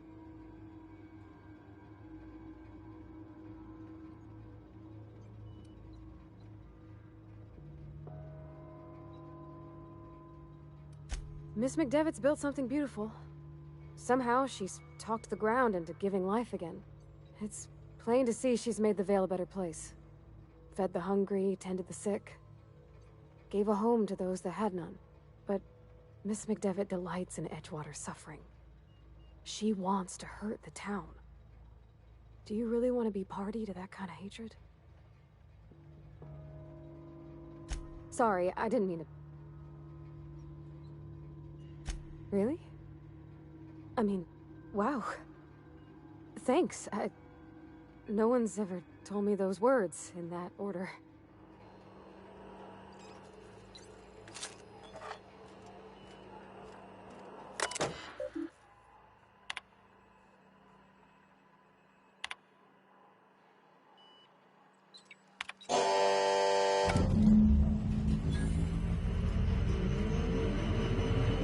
I think you did the brightest thing you could, sending the power back to Edgewater.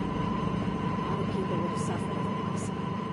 People I care for, even if they don't care much for me.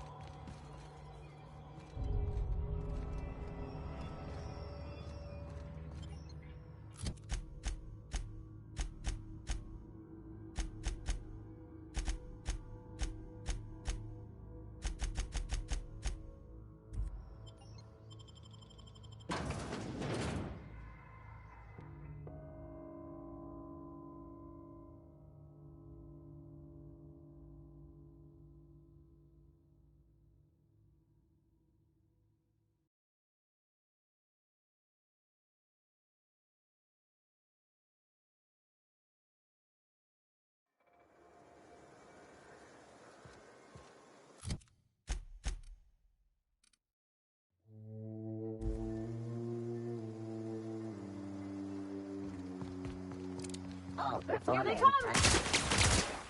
Down they go!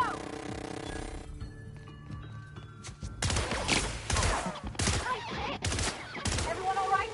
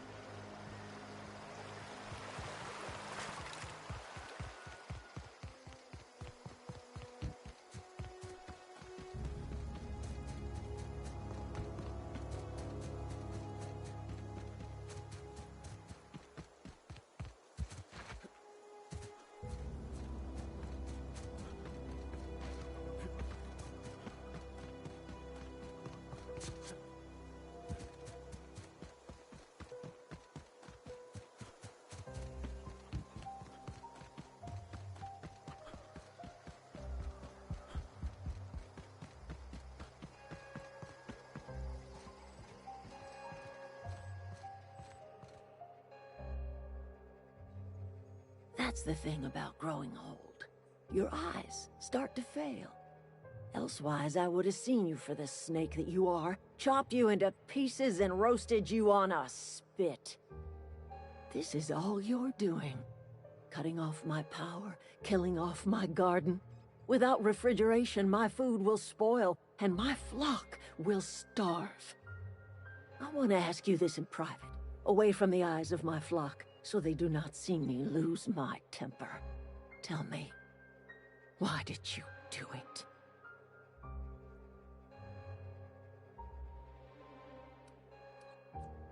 You know what? You're right. The Eternal made you a loathsome reptile, and it is not in my power to change the color of your scales. Go talk to Grace and Thomas. Look them in the eye and tell them their life here is over, and the only thing left to do is go back to Edgewater. This is now your responsibility. And you tell Reed Thompson that I will never return to Edgewater. I would rather die among my flowers than live under his management.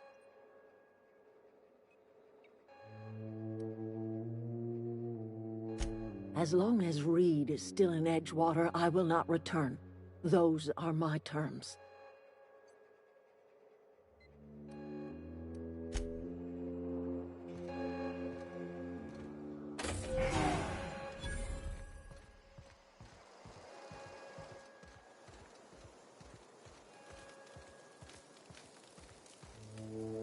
I don't know what you did to talk some sense into Zoe, but I appreciate it.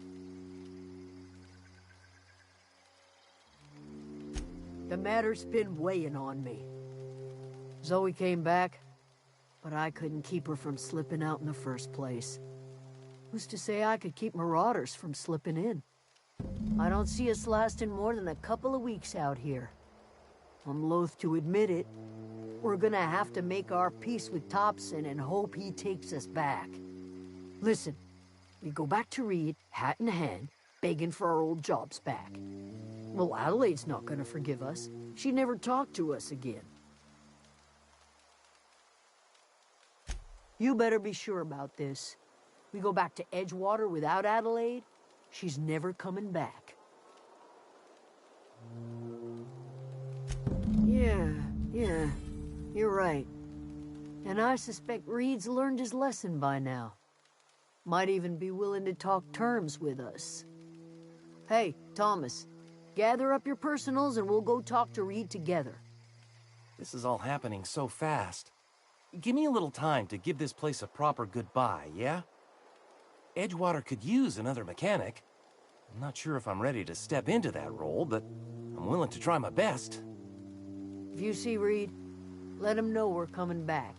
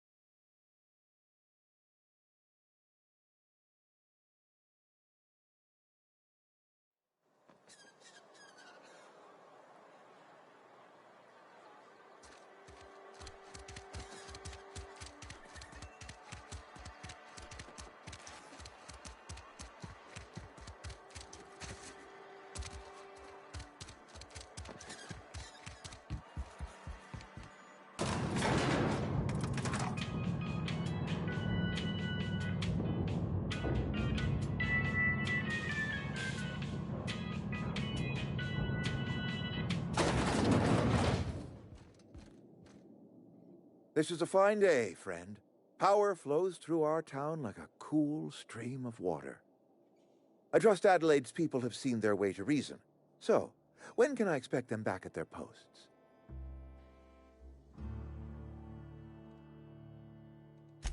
That's good enough for me. Adelaide and I have a history. Was unlikely she'd ever come back. But hope springs eternal. We are in your debt.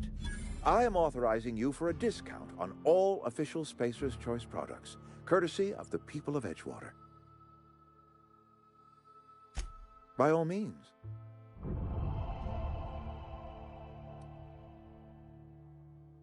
This whole fiasco is not one I am keen on repeating. I was too hard on my own workers. I pushed them to their breaking point. With more hands at the cannery, I expect productivity will rise. I expect we'll grow. And I expect I can ask corporate to send us some more medicine. We'll survive, one way or another.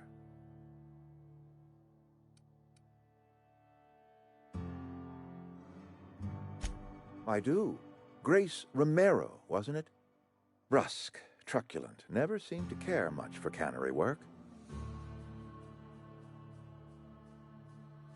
Protecting a camp from marauders is no small task. I'll see to fitting her out in a guard's uniform. Her son got sick with plague a couple years back. Company never gave us enough medication to treat the whole town. So I had to choose, you see. Adelaide's child, or someone else's. She's never forgiven me. I don't expect she ever will.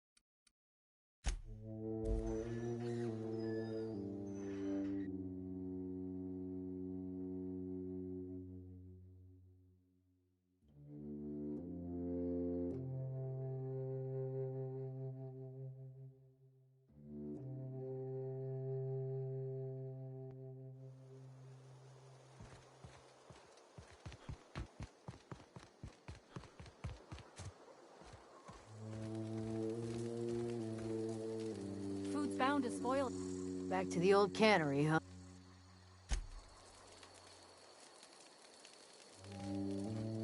This was a nice family, you know, while it lasted. What's on? Couple months. This camp's my home. People you see milling about, they're my family. At least I think of them that way. I owe them my life. Would have died in the wilderness if they hadn't chanced upon me, starving and delirious. We all left the cannery for one reason or another. Me? I was let go, mostly on account of my incompetence. I mean, I was incompetent. I couldn't even survive on my own. Grace found me, Adelaide took me in, I've been on my feet ever since. You weren't incompetent. You just didn't fit the cannery. Not like here. This place had a U-shaped hole, and now it doesn't. You could stay, you know. Here. I'd be happy to... I mean, we could really use... oh, this isn't coming out right. If...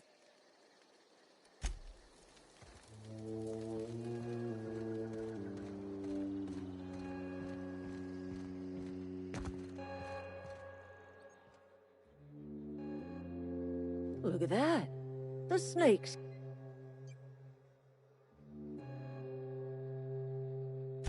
Good for them. I'm glad. Back to the old cannery with Grace and Thomas and Stefan and all the others. I expected it'd end like this. Lived out here for years all by my lonesome. Only right that I'd die the same way. I expect you've done enough for the Vale. If you don't mind leaving an old lady with her thoughts. It is too late, and I'm tired of talking.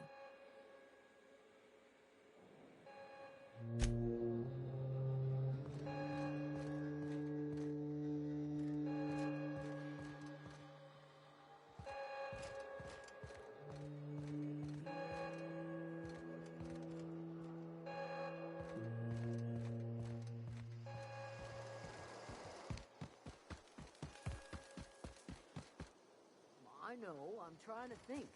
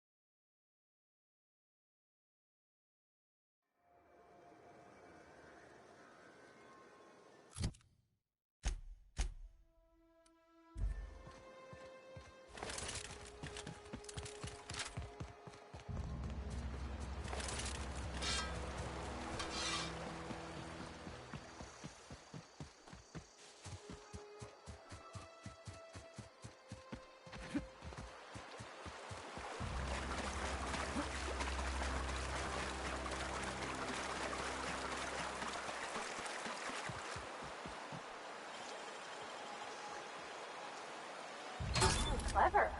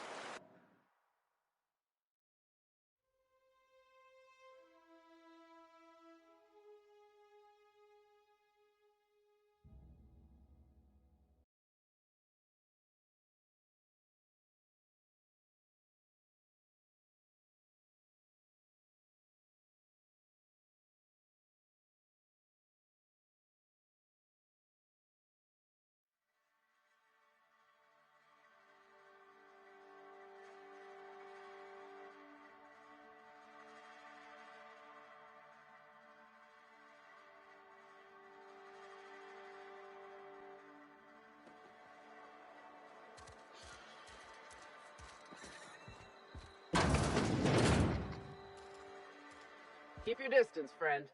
Sick house is no place for a traveler.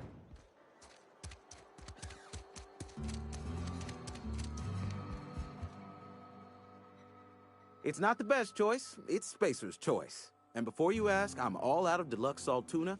All I've got is gourmet. Music to my ears.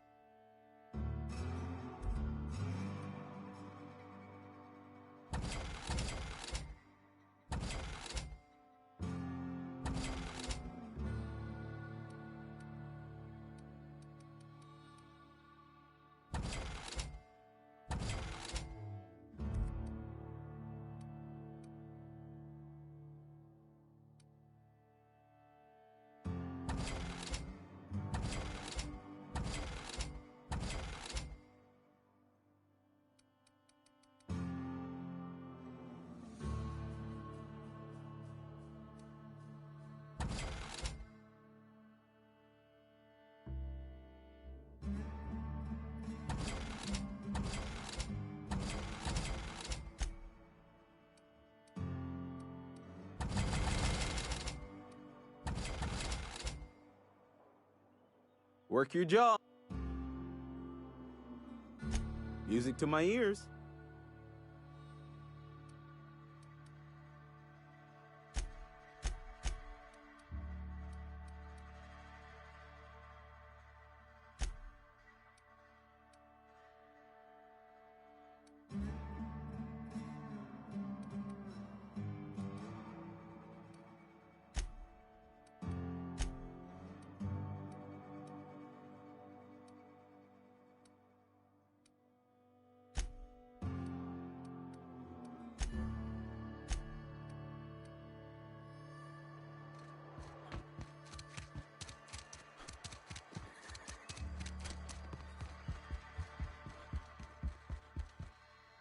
It's a fine new day in Edgewater. The cannery hums, streetlights and faces glow. I suppose this means the two of you were able to sort out the matter? The greater good can be difficult to determine. None of us can know the effects of our decision in a year, or 10, or 100. Plan.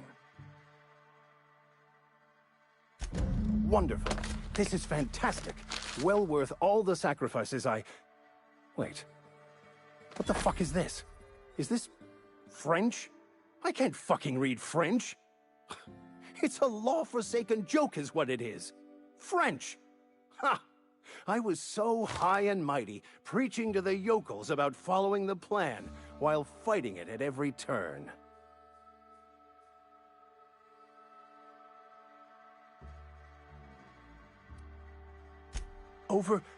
Overreacting? Do you have any idea how many years I spent in... No. You couldn't possibly know, could you? I've spent my life searching for the keys to unlocking the secrets of the universal equation that underlies the plan. I had hoped this book held some of those answers. I became so desperate, I even got myself assigned to this plague-ridden backwater to find the damn thing. All the time and suffering I've spent. Wasted.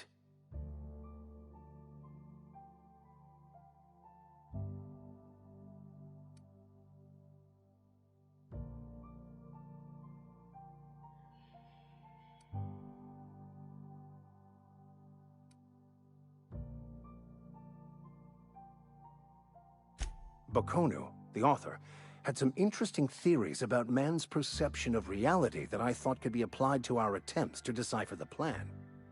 Unfortunately, he was also one of the founders of the Philosophist school of thought, so the book is banned in this colony.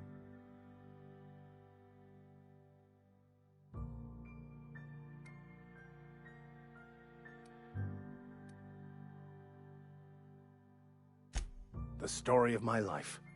Most lay people are not aware of this, but we've not discovered any new insights into the plan for a long, long time. I had an idea that we should welcome the truth, no matter where we found it. I had the worse idea to share my thoughts with a superior. And that's how I ended up assigned prison duty, where I was fool enough to let an inmate bend my ear with stories of an original Bakonu journal.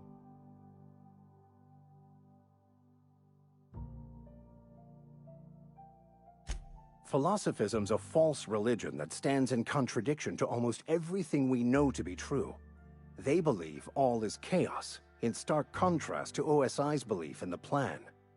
But most of the philosophist perversion of Bakonu's thoughts came more than a century after his death. But that's neither here nor there. What I need to do now is to find a translator, obviously. But to do that, I'll first need to secure transport. You have a ship. Perhaps I could make myself of use to your crew. Free spiritual counseling, someone to watch your back, not to mention a grown-up in the party. I'm 28. Exactly.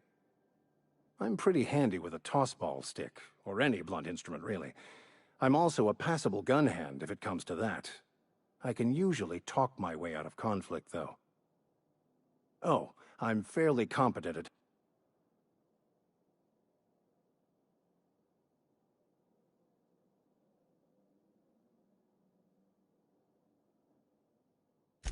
Fantastic. I promise you won't regret this. Edgewater's gonna miss you. Thank you, Ms. Holcomb. I'll be glad for the change of scenery, and to leave this place behind. It is my esteemed pleasure to serve as your crew vicar, Captain.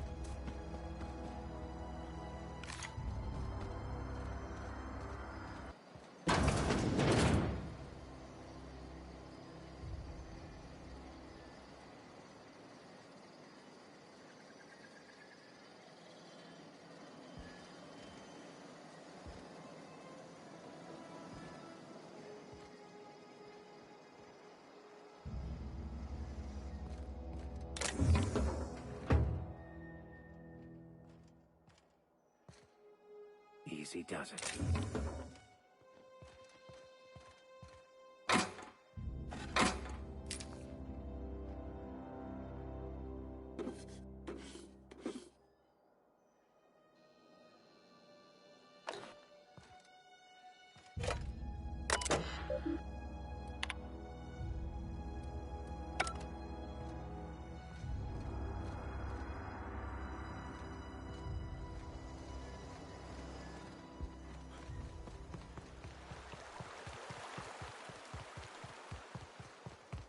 Hey, Miss My Body.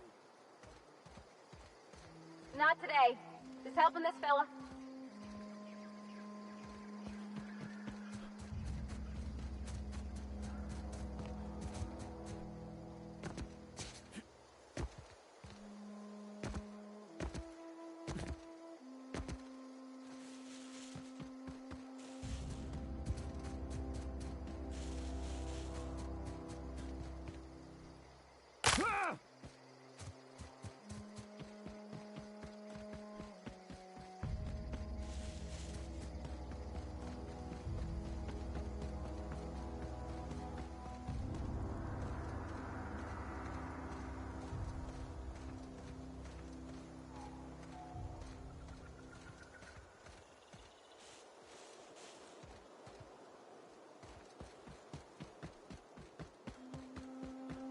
Is this your ship? Oh my stars, she is just so handsome. Does she have a name yet? What's her drive model? Oh, gosh. Listen to me babbling. When I was in Edgewater, I dreamed of flying on a real ship, working on a real engine, belonging to a proper crew. I'm the only decent mechanic Edgewater's got, but every time I think of going back, I get this sinking feeling. Well, it's kind of you to say that. And you're right. I wasn't happy. I want to ask you something, and you can say no. But can I come with you? I could tend to your engine. I know my G-valves for my catalyzers, and I can keep your ship singing. And if you ever need a pair of eyes watching your back, I can do that too. What do you think?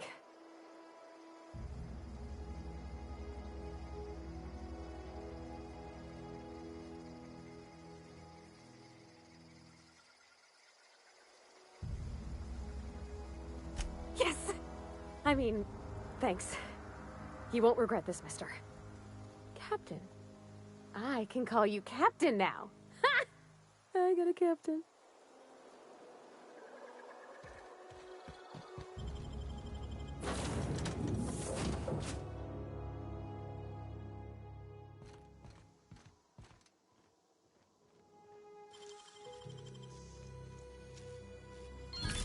Good, we're in.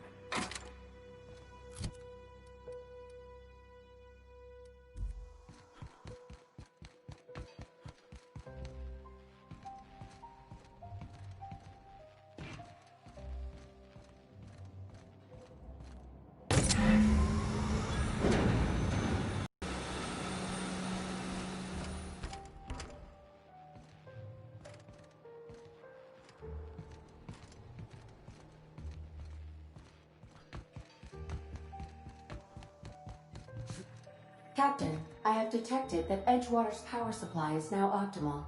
I applaud your willingness to invest your time in the local community. What can I do for you, Captain?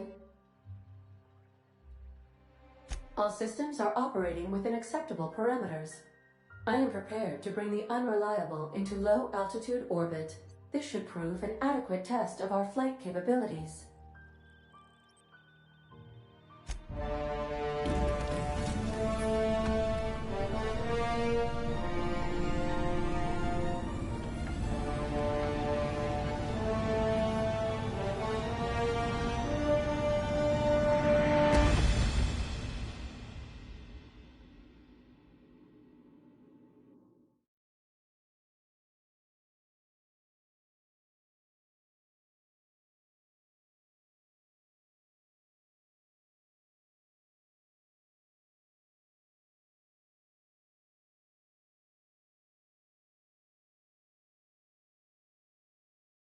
We have received a communication request from Dr. Phineas Wells. Aha, there you are. Hale and hearty, and captain of your own ship. I see you're putting the unreliable to good use. Shame about her former captain. Horrible way to die. How are you feeling, by the way? I lost track of you in that cave back there. Experiencing any, unnatural drippage? Perfectly normal side effect of thawing, I assure you.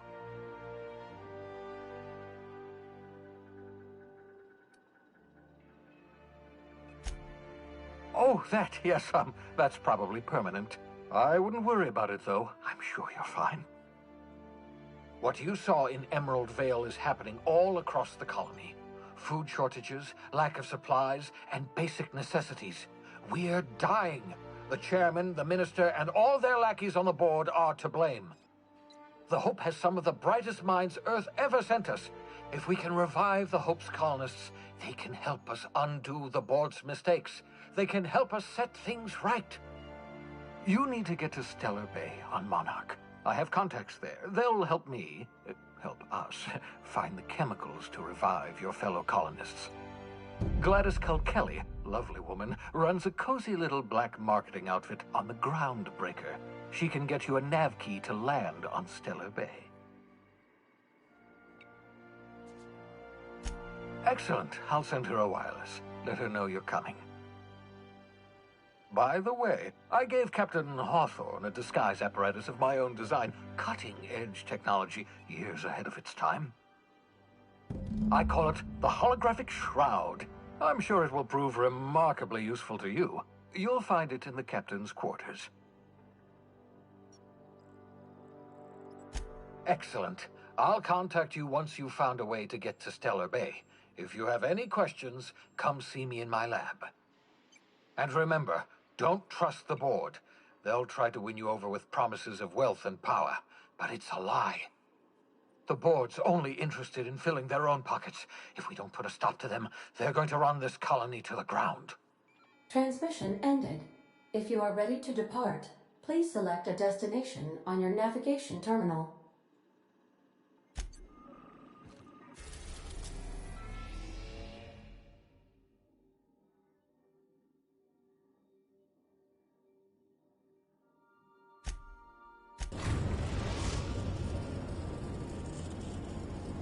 We've